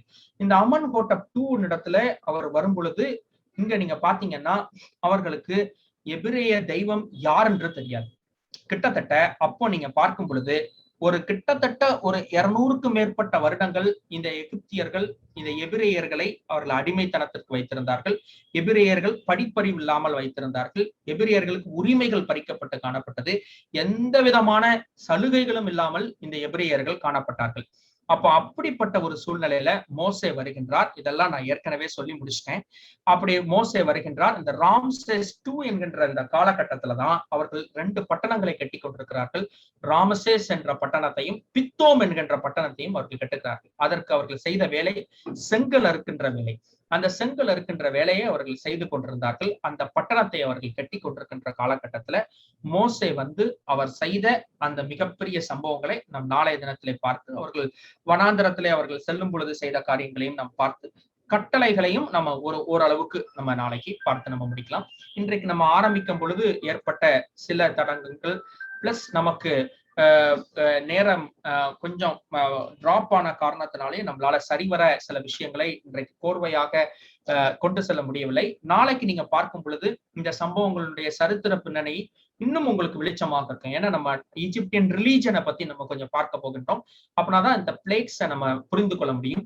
ஆண்டவர் அதை அனுப்பினதற்கான காரணத்தை நம்ம புரிந்து கொள்ள முடியும். இந்த மக்களுடைய ஸ்டேட்டஸை இப்ப நீங்க புரிஞ்சிருப்பீங்க. இந்த ஈஜிப்தியன் ஹிஸ்டரியில இருந்து நமக்கு தெரிகிறது என்னன்னா, இந்த மக்கள் இப்பொழுது ஒதுக்கப்பட்டிருந்தார்கள். காரணம், ஹிக்ஸோஸ் பீப்புள் ஒதுக்கப்பட்டாங்க. அதனால இந்த மக்கள் ஒதுக்கப்பட்டாங்க. இவங்க ஒரு செமிட்டிக் ட்ரைப். இவங்க ஒரு ஈஜிப்தியன் பீப்புள். இவங்க ஒரு காம் வம்சத்தை சேர்ந்த ஒரு மக்கள். இந்த காம் வம்சத்தை சேர்ந்த மக்களுக்கு செமிட்டிக் ட்ரைப்ல இருக்கக்கூடிய மக்களை சுத்தமா பிடிக்காது. இந்த ஈஜிப்தியன் ட்ரேட்ல இருக்கக்கூடிய மக்கள் இந்த ஹீப்ரூ பீப்புளை ஒதுக்குனாங்க. அவங்களுடைய கல்ச்சர், அவங்களுடைய காட் எல்லாமே வேற. இந்த ஈஜிப்தியன்ஸ் ஒரு பாலிதியிஸ்டிக் சொசைட்டியை சேர்ந்தவர்கள், ஏராளமான கடவுளை கொண்டிருந்தவர்கள். அப்ப இந்த ஏராளமான கடவுளை கொண்டிருந்தவர்கள் அவர்கள் பவர்ஃபுல்லாக காணப்பட்டார்கள். ஒவ்வொன்றுக்கும் ஒரு கடவுள் வச்சிருந்தாங்க. அவர்கள் வாழணும்னா ஒரு கடவுள், சாகணும்னா ஒரு கடவுள், செத்த பிறகு ஒரு வாழ்க்கை இருக்குன்னு நம்புறாங்க, அதற்கு ஒரு கடவுள் வைத்திருந்தார்கள். ஒவ்வொன்றுக்கும், விவசாயத்திற்கு ஒரு கடவுள், மாட்டுக்கு ஒரு கடவுள், ஆட்டுக்கு ஒரு கடவுள், எல்லாத்துக்கும் ஒரு கடவுள். நோய் வந்தா ஒரு கடவுள், மழை பெய்யணும்னா ஒரு கடவுள், வானத்துக்கு ஒரு கடவுள், வெயில் அடிக்கணும்னா ஒரு கடவுள், தண்ணீருக்கு ஒரு கடவுள், நைல் நதிக்கு ஒரு கடவுள், எல்லாத்துக்கும் கடவுள் வைத்திருந்தார்கள். இந்த ஒரு சிவிலைசேஷனுக்கு மத்தியில எபிரேயர்கள் சென்று வாழும் பொழுது அவர்களும் இதையெல்லாம் பின்பற்றி இருப்பார்கள். என்ன அடிமைகள் இவங்க. இப்போ நீங்க status of the Hebrew people பார்க்கும் பொழுது அடிமைகள். அப்போ அவர்களும் இவர்களுடைய தெய்வத்தை வணங்கி இருப்பார்கள். அவர்களும் இவர்களுடைய எல்லா சட்டத்திட்டங்களுக்கும் உட்பட்டு காணப்பட்டிருப்பார்கள். ஃபாரோவை வணங்கி இருப்பார்கள். அவர்களும் அடிமைத்தனத்திலே எல்லா விதமான கஷ்டத்தையும் உட்பட்டிருப்பார்கள். இப்பொழுது மோசே, ராஜாவாக வேண்டிய மோசே, அந்த ராஜ அரியணையை துட்டு விலகுறத நீங்க பாருங்க. ஒரு விஷயத்தை நீங்க பார்க்கும் பொழுது ஆண்டவர் சொல்லும் பொழுது, நான் ஃபாரோனிடம் பேசுவதற்கு நான் யார் என்று மோசே கேட்கிறத பார்க்க முடிகிறது. ஏன்னா மோசேக்கு ஏற்கனவே ஒரு சின்ன மைண்ட்ல ஒரு சின்ன ஒரு விஷயம் இருந்திருக்கும். என்னன்னா, நான் தான் எகிப்திய ராஜாவாக மாறலையே, இப்ப போய் நான் பேசுறதுக்கு நான் யார்? நான் இப்ப 80 வயசு ஆகுது கிட்டத்தட்ட மோசே கிட்ட ஆண்டவர் கம்யூனிகேட் பண்ணும் பொழுது. இன்னொரு 40 வருஷம் வேலையை அவர் அசைன் பண்றாரு. அப்ப நான் யாருன்னு நினைக்கிறார். நான் யார் போய் பேசுறதுக்கு? நான் எப்படி போய் பேசுறது அப்படின்னு நினைக்கிறார். அப்போ இந்த மக்களுடைய அந்த மைண்ட் செட்ல இருந்து இந்த யாத்ராகமத்தை நாம் பார்ப்போமானால் அந்த அந்த அந்த பின்புலங்களோடு பார்க்கும் பொழுது நமக்கு அது புலப்படும் என்று நான் நினைக்கின்றேன். நம்ம நாளைய தினத்துல நம்ம மீதி உள்ளதை கண்டினியூ பண்ணுவோம். மோசே குறித்தும் வேறு இந்த பிளேக்ஸை பத்தியும் அவர்கள் சீனாய் மலையிலே கடந்து சென்ற பாதையை பற்றியும் நம் நாளைய தினத்தில் நாம் பார்க்க போகின்றோம்.